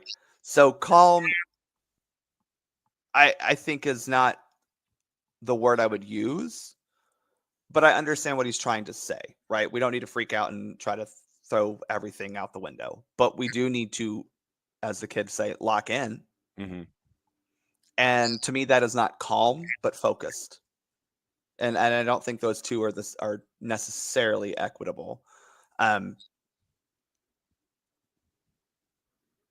I mean, look, when you're in crisis, you need a calm, cool head, but you need a calm, cool head who's focused on the end goal. And it seems like the focus for this team is not there. Michael Head with a question. What do national team coaches do 90% of the time? They have the players, 10% of the year at most? Yeah, I mean, it's a fair question, right? And that's where I'm kind of upset that he hasn't taken it upon himself to review game film from players who are, outside of what he's been able to see. I mean, look, he doesn't need to necessarily spend a whole lot of time scouting Christian Pulisic and Tim Weah and all these guys, right? Josh Sargent doesn't need a scouting trip per se, or even, a whole big highlight or film session. But, there are other players that need to be looked at, but also something that they need to do is build relationships with the guys. And I don't know what his level of communication is with the players. I mean, of all the things that Greg Berhalter did wrong on the field, he was a great communicator with the players off the field. And I think that's one of the reasons why the players liked him so much. He's good at recruiting. Yeah. He was not afraid to, he was very active in player communication and, as you said, recruitment. Mm-hmm. I think Berhalter showed that, he was willing to put in the work that Pochettino, I think, does need to do. But I think also Pochettino needs to relish the fact that he gets to watch so much soccer, right? Not every day is a strategy and film session, but he gets to just sit back and enjoy soccer for a little bit. And for someone who has been a part of this game for so long, getting paid to be able to go watch guys play in some of the great cities in Europe sounds like a great gig. I'll take it for less than $6 million. I'll tell you that much. Give me that Amex card from US Soccer, and I'll have some fun. I might, have some expenses that exceed my $6 million salary, but that's, for me and my superior to write off. That is the question right now, though, is where do we go from here? And I agree that a level of we don't need to be freaking out internally. Fans can, please be mad. Like, you should be upset that your team did not perform well in a major tournament. Absolutely, especially because we just fired the last dude who didn't do well in a major tournament. But I also have to look back and go, okay, well, the last time we had a major coaching shift when Greg Berhalter took over, 2019 wasn't a great year, right? We made a Gold Cup final, lost to Mexico. We lost to Mexico badly in a friendly in September.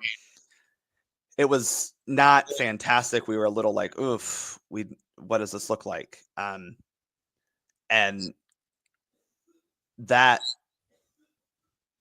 to me, is where we're kind of at right now. And Almada Float, no, I don't want to see Agamang up top. I'm sorry.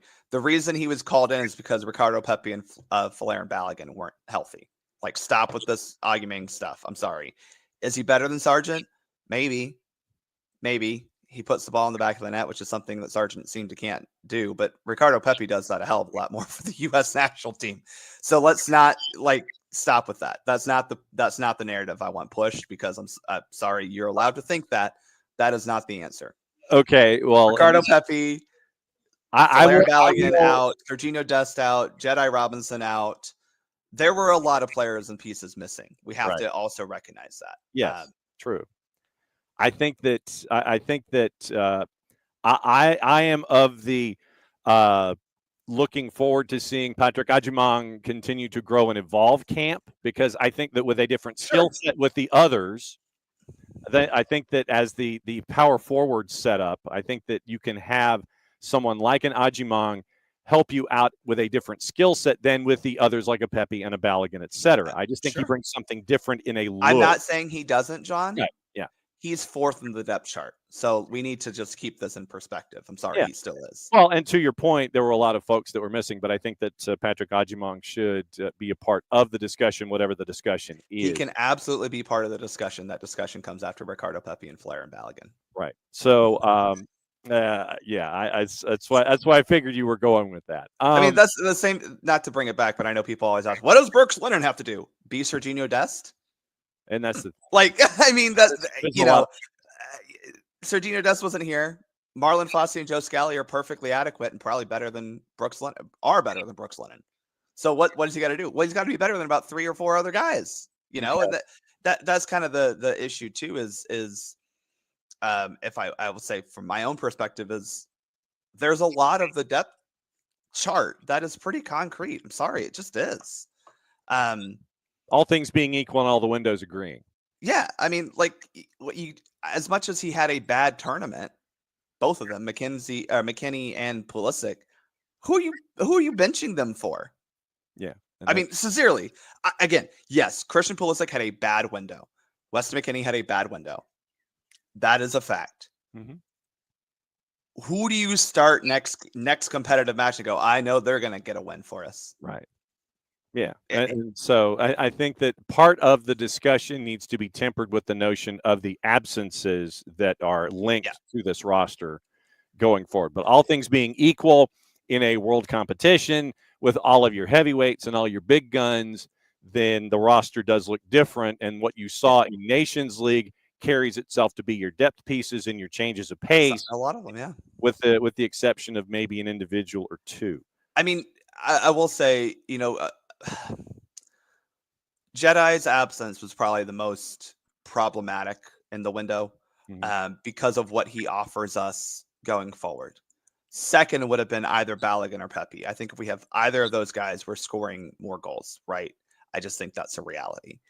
We still have to figure out how to create better chances for our strikers. That is a plague on this team that has been there for multiple years. But just having 1 or 2 of those guys back makes this team better. Then you're talking about, okay, well, you're going to add Serginho Dest back eventually because he is now back to health. That would have added a lot more going forward. That also from a game plan standpoint, you're not forcing Yunus Musa in. By the way, Poch, stop playing Yunus Musa as a wide player. Maybe as a right back, maybe. But that was another issue this tournament that he has also forced on us a lot is, he can play right wing. No, he cannot. Stop making him do this. Stop trying to make fetch happen, Gretchen. Basically. Correct. Yeah. But the problem was when you lost Jedi and Des, well, now you're back up Scally. who is fine, but we don't have anything else to add to it, and that wasn't a real issue too. Is the dominoes behind that meant you were shuffling around, and yeah, I mean, when you look at this window, you do kind of have to have in the back of your mind, well, there were a lot of players out. I mean, truly, there were, I would say, 3 starters out: Balogun, Dest, Robinson, not there. That is a legitimate issue, right? But does that mean you shouldn't be beating Panama? That's the question. You lost to Canada, sure. Well, like, as much as I hate to lose to Canada, yesterday's loss with all the players that you had missing and they being pretty much at full strength, sure. You know, okay, you lose 2-1 in a third place match. There are things I can deal with, you know. It's the still losing to Panama despite Panama doing exactly the things that you knew Panama was going to do.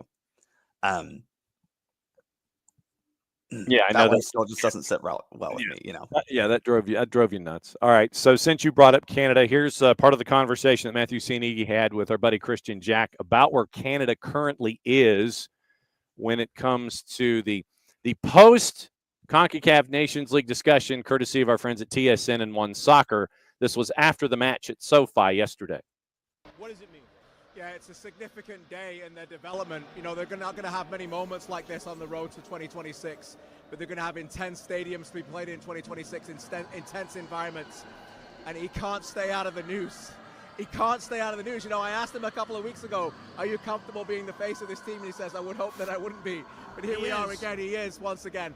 But what I like about this is, we're going to get to the plays in a second, but he's only able to execute that and do what he did today on the field by getting sent off because he knows the players will give him the reaction to do it. And he does it because of his love for the players and the compassion and the fact that he's a relationship coach and a true transformative leader. I really believe all of those words. They're not just sayings. They're absolutely things that I've seen with my own eyes. And you know, when you watch him today, this was a culmination of what's happened since Thursday. We've been speaking to him for the last couple of days. He said it in the press conference yesterday. He said it to us privately. His players were angry, and he did not want them to be angry, but he understood they've been going through this a lot. They felt disrespected a lot. And at that moment, he felt that was the need for him to step in front of everybody else and defend his team. And you're always going to get that from Jesse. That's the way he is. There's a passion, and that's the way we saw it. Let's pay particular attention to Jonathan David here, because with all the form that he has had in the Champions League, to say nothing what's happened in Ligue 1, for him to come up and score a goal like that, I'm going to go ahead and say it. He's the most important player on this team right now. That's not diminishing Alphonso Davies' talent and his importance as a captain. But when you need a goal in a significant moment, there is Jonathan David. Yeah, and the United States don't have a player like that, right? They'll hunt for a player like that. No team in CONCACAF has a player like you know, that. for me, he is the biggest attacking threat in CONCACAF. As a true number Raul 10, Jimenez and scored obviously 4 can play goals as a this number 9 tournament. as well. You can see the way that he brings that ball in and makes that turn into his left foot. You know, he has a lot of great qualities. Jesse Marsh has called Jonathan David the smartest player he's ever coached for a reason. I think his anticipation is right at the very top of those lists. Part of the conversation Matthew Cianidi and Christian Jack had, understanding going in that it is a Canadian network broadcast. Oh, I know. I'm not going to even try to be look. Jonathan David is a great striker. I'm not trying to diminish him, but to say that while Raul Jimenez scored 4 goals in 2 games is kind of funny. Yeah. But they are right in the fact that Jonathan David is something that the U.S. doesn't have, and that is a proven goal scorer game in and game out for the most part, right? We did not have that on the field this window. I mean, again, there's a lot of folks who love Josh Sargent, and it's hard to deny what he does at the club level. But again, homeboy has not scored for the U.S. since 2019, and he has had a lot of opportunities, even being injured on and off for the better part of, mostly injured for the better part of those 6 years. That said, no, throwing a temper tantrum because you were wrong about a penalty kick is inexcusable. That's childish behavior, and sorry, Jesse, that's not okay. I understand being passionate and sticking up for your players. Mm-hmm. That was just immature. I'm sorry, you were wrong. That's me putting the ref hat on because like you were wrong. We have video evidence of your wrongness. Mm-hmm. Mm-hmm. Yeah. So, but like I said, knowing going in that Matthew and KJ are reporting for Canadian television, you're going to get those kinds of responses. But what I wanted to do is bring that conversation in where they're discussing Jesse Marsh and where they're discussing Jonathan David as the future for the tenured professorship that Jesse Marsh has. Yeah. I mean, look, I'm very happy for Canada achieving 3rd place in CONCACAF. Good for them. One of the other things that I wanted to get into about the tournament itself before reffing down here, and it's going to be a quick reffing down here just because there really wasn't a whole lot to ref down here about. There was, and it was a Katie Weaver question. Why is fan excitement still so tepid a year out from a World Cup? SoFi shiny but felt dull and couldn't have helped the on-field product. What you were looking at was you were buying tickets for a doubleheader. Yeah. First and foremost. And so if you had, I think the announced attendance, I think was 52 in the round of 4. They announced the sellout for the final. So I'll say that at least Mexico fans sold that out. And that's the thing to look at here is that you're buying double header tickets, but you're probably only showing up for one of the two. Think of it like the current basketball tournament involving collegiate teams that's going on right now. Which is happening in Atlanta this weekend, John. You're correct. Keep going. I love this analogy. Where you are buying tickets to see your team. You may be a casual observer, but you have to buy the block for that day. You can't just sit there and buy a one and not have the tickets for the other. You have to buy for the whole block, and it's up to you whether you show up for both matches. It's up to you whether you show up at Phillips or whoever the current sponsor is, State Farm, and show up for both games. You can hate watch, which is what is done in the current college basketball tournament sometimes, where folks, if they buy the tickets for that session, and that's what you're doing, is you can hate watch for the entire session or just show up for your game, but you're buying for the session. And that's why SoFi seemed cavernous, and you saw a lot of tight shots, especially in the lower bowl, is because in the U.S. match, you bought for the session, and the Mexico fans that were there for El Tri really didn't care about U.S. and Panama. So a couple of things. John is absolutely right. I want to continue that. Okay. If you are a Michigan State fan and you have to come to Atlanta, are you showing up for that Auburn-Michigan game? Unless maybe to hate on Michigan. Maybe. Right. Maybe. If you're an Ole Miss fan, are you showing up for that Auburn-Michigan game? Probably not. Unless you're hate watching Auburn.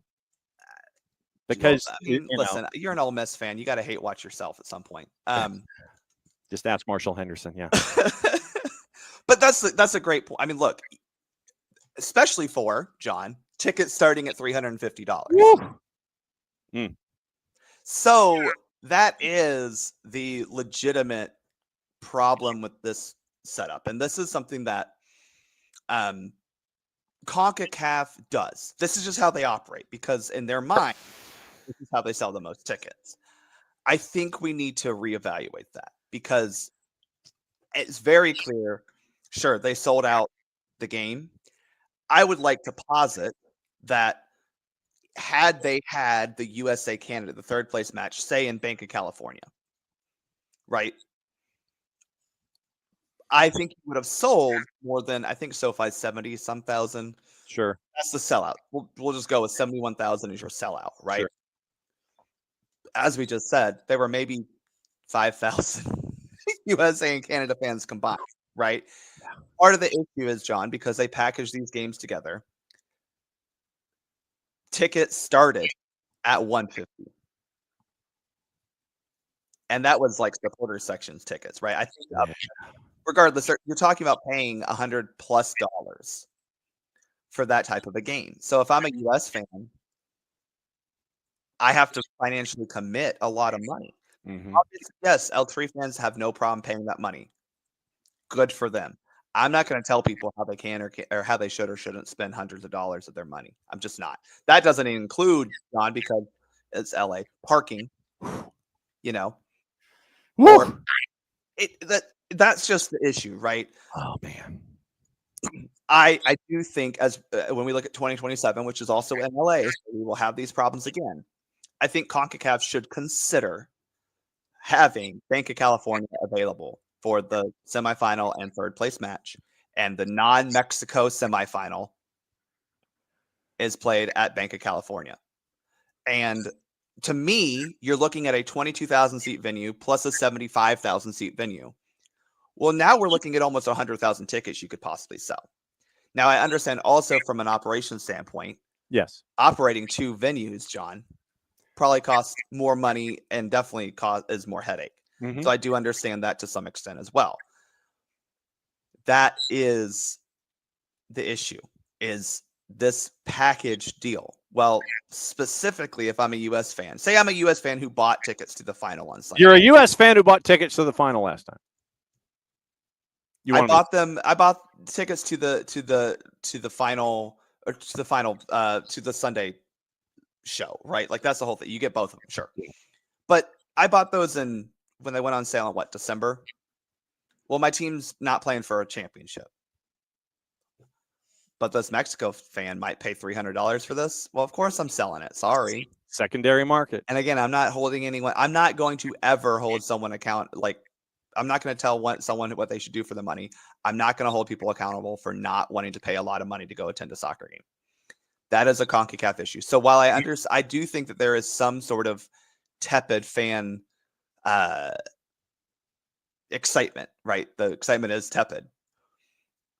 I don't think the in-stadium attendance for these two matches is a great barometer of what U.S. soccer fans want. And clearly, we just don't want to pay $150+ for two matches. Mm-mm. You know?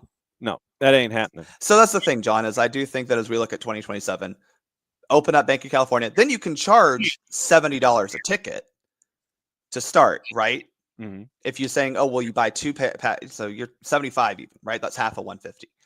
I am still way more able to pay for $75, right, than 150. That is a lot, especially if you're looking at, as people love to say, well, I want to bring the kids because apparently children need to be able to go everywhere, despite them not being wanted everywhere. Sorry, that's a personal thing. My bad.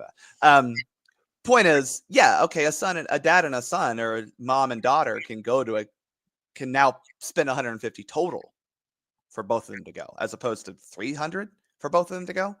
I get it. You know, this was a failure on CONCACAF's part, but they're not going to see it as a failure because I technically sought out the final. My point to them would be, well, what if you opened up another venue and now you have 20,000 more tickets to sell? There you go. So this is where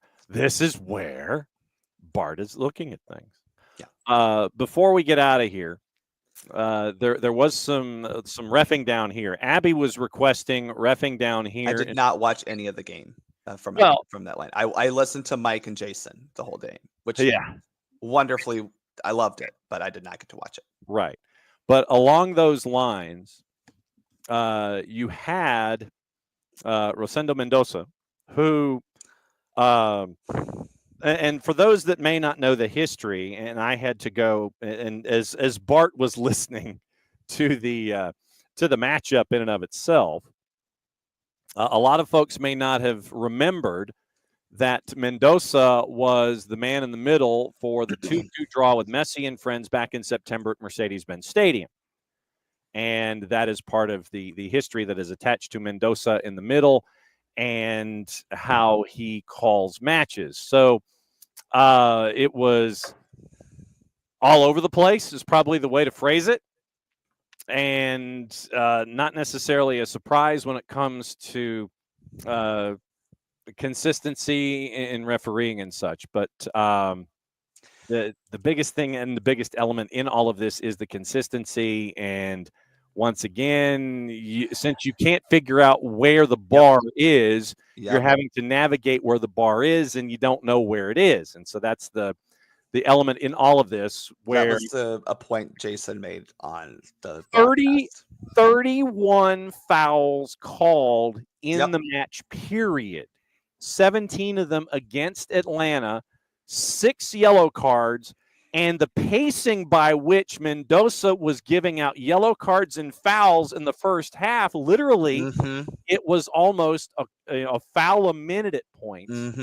And that kind of inconsistency creates issues the further down a match road you go, because you're at 45 minutes and you hit that number. All right. So that's where you are at 45 minutes. Is that going to be the bar? And then you think that's the bar, and then it ends up not being the bar in the second half when an official overcorrects. Right. For whatever reason. And he still called a lot of fouls in the second half. Yeah. Yeah. I mean, look, I think you gave out 3 yellow cards before 30 minutes. And I know every referee will sit here and say, well, it doesn't matter the time, a yellow card's a yellow card. Sure. Sure. There is a level of management to a game that needs to be applied. And a yellow card in the 9th minute needs to be a yellow card foul. Let's just put it that way. It needs to be an orange card foul almost. Just because to me, he doesn't manage games outside of using his whistle and his cards. And I think that's been the issue with him, is he doesn't care to settle a game down by using his communication skills. Lucas Engel gets a yellow in the 9th minute for dissent, basically listed as poor sportsmanship. I also wasn't sure. He had to have said a magic word. Yeah, that's what I had to have. Which, okay, that's a yellow card, but that's another one where you go, can you get in there real quick and be like, hey man, you don't need to chill. Yeah. Yuya Kubo got one in the 28th for a foul. Will Riley gets one in the 28th for a foul. And that's where we were at the half. Literally, it was half of the yellows were called in the first half. The other half were called in the second half. He doesn't end up with another yellow until the 59th. Yedlin for dissent. Then it was Matt Edwards for a professional foul, if I remember correctly. And then the final one at 90+1, Latte Lot. I think that was a professional foul at the time, too, if I remember correctly, with Latte Lot, that 90+1. So. Shout out to Alvis Powell for giving us an own goal. Love to see that from him. But I think part of the problem here, John, is when you give out early yellow cards, you're also setting a standard for yourself. And there's a difference. Again, we want players to decide the game. We're there to make sure that it's fair. Part of that means you have to communicate with them. And again, I just don't think he does it all that well. Yeah, that was kind of what I wanted to have the discussion with you about. Had to do with communication and such when it came to men in the middle. Let me look at the foul numbers just to get the overview. So it was 31 total. First half numbers for fouls. It was, where's my fouls? I don't want match overview. I need 11 and 8, so that's 19. 19 of the 31 called in the first half alone. Which is weird, John, because normally when you're refereeing a game, your first half is about feeling out the tone of the game and responding to that. So your second half tends to be more fouls called for a number of reasons. One, the temperature of the game always rises in the second half. We know this. Yes. Especially in a game that was 2-1 heading into the 90th or 80th minute, it's a contentious match. So for you to call fewer fouls in the second half isn't crazy, but that disparity is a lot, right? Because you're talking 19 to 12. Yeah. 19 fouls in the first half is a lot. And also the other problem is that breaks up the rhythm of the game that I don't think any team wants. Like both Cincinnati and Atlanta United are teams who would like to play soccer, right? We're not St. Louis, we actually like to play soccer. And that to me is going to I would be shocked if either Diala or Noonan were happy with the amount of fouls called for both sides. Right.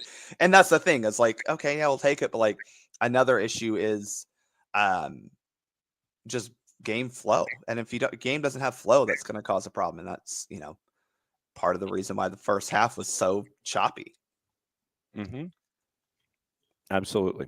Back to CONCACAF really quickly. Rich going, unless it's U.S.-Mexico, is any CONCACAF tournament for U.S. fans? Mexico's an ATM that never runs out, ? Not wrong. Not wrong. I do think if you listen to Hurt Gomez talk, he has said on occasion that the Mexico cash cow is kind of running dry a little bit. Part of that was because El Tri was not performing well, so people weren't going. But the allure of attending an El Tri, again, Sunday is different. You're playing for a championship. Of course, you're going to have a lot of fans there, and also in LA, where a lot of Mexican Americans live. Well, maybe not now, but in theory, can get over the border fairly quickly because we know that California and Mexico are close. Yes.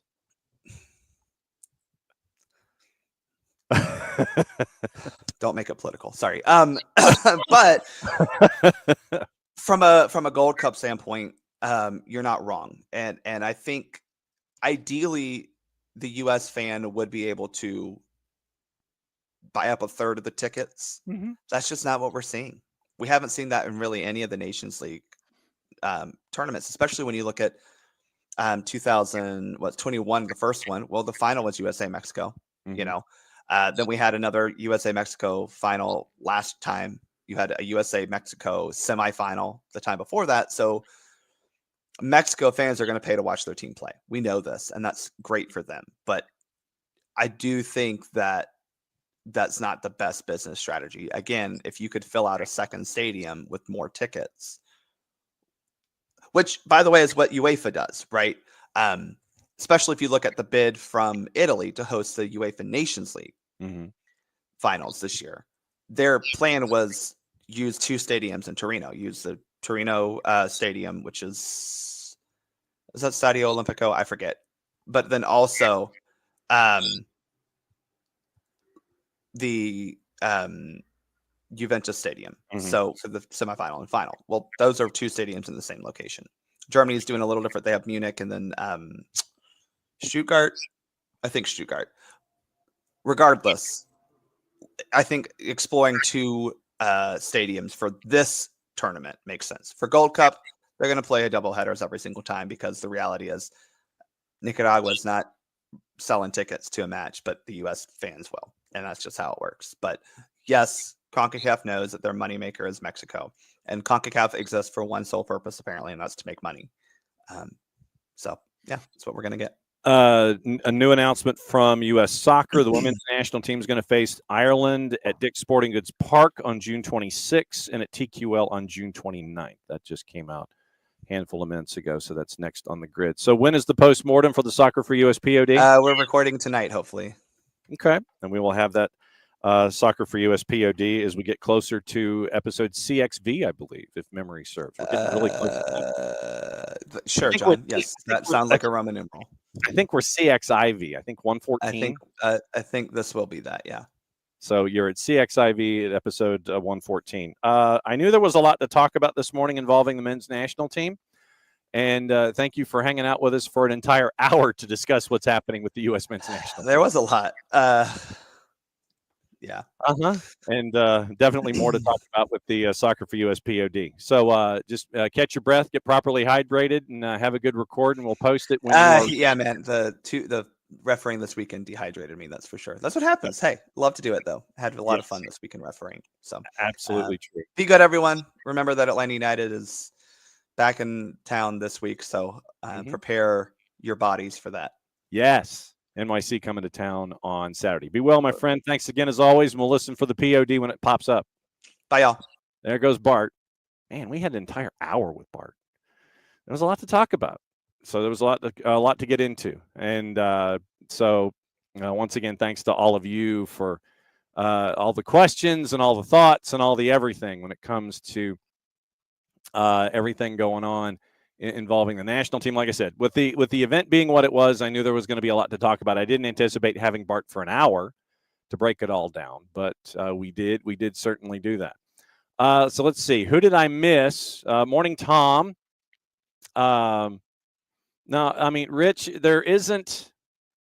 Unless unless there's an invitation, it's going to be Gold Cup. It's going to be camp, Gold Cup, because Rich is asking if there's any other pre-World Cup tournament you can get into besides Gold Cup.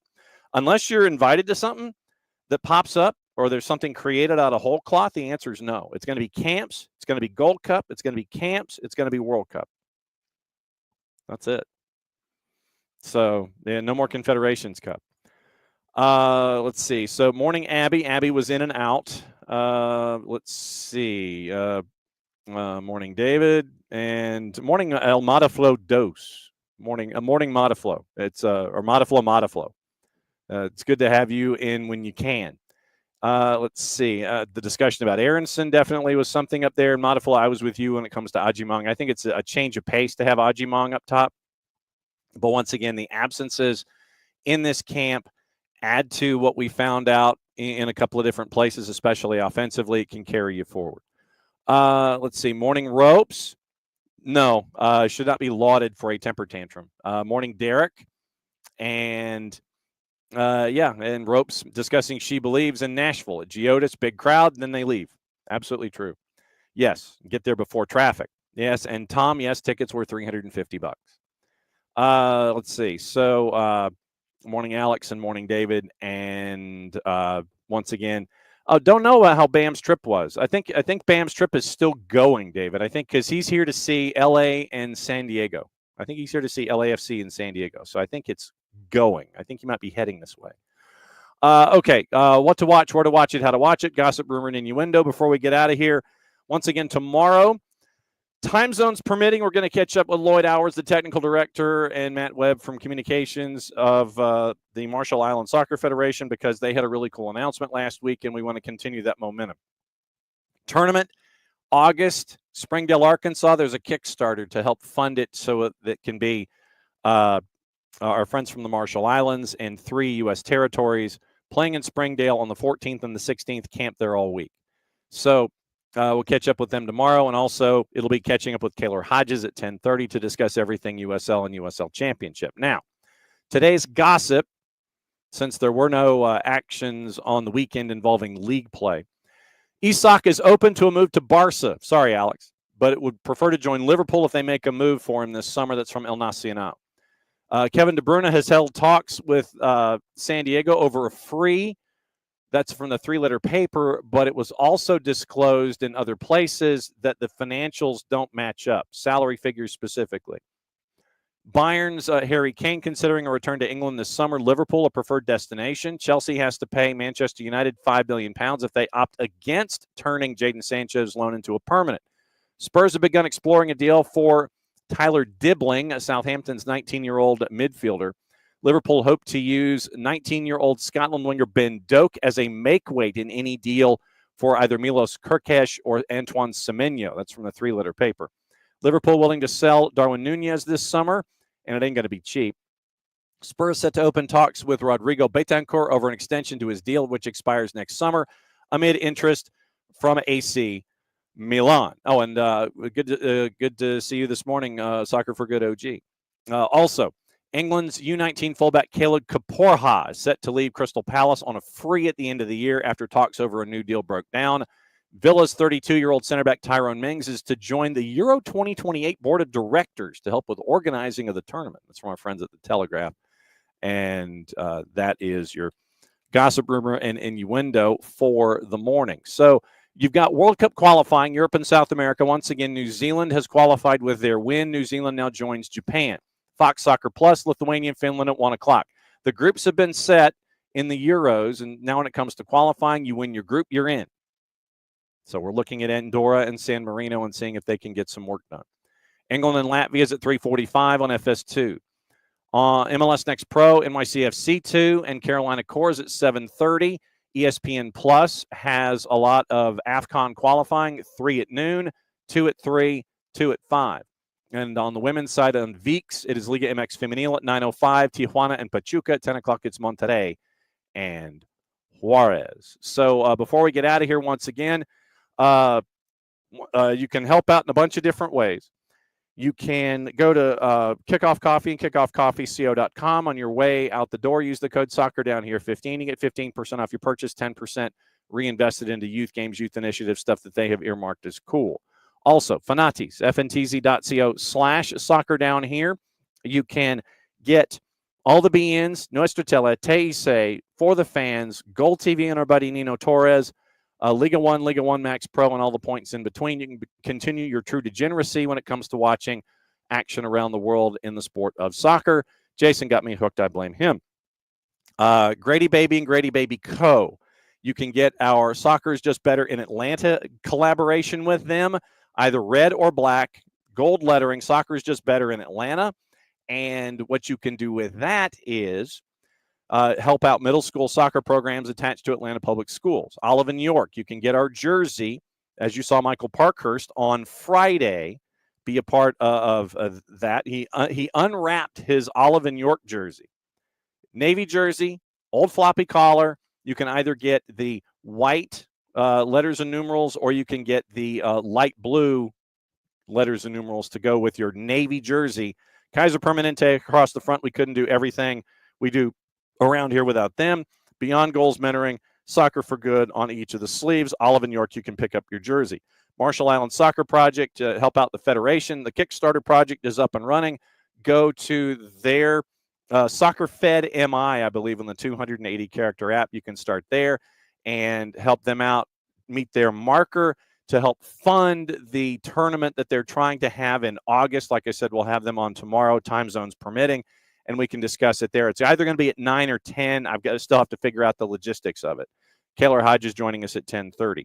If you want the scarf, you can get everything else from the Marshall Islands. You can order it from England, but the scarf you get shipped from me if you don't have a scarf yet. So you can get the jerseys, you can get the bucket hats, you can get all the things from them over in England, and they'll ship it to you. The scarves, I ship to you.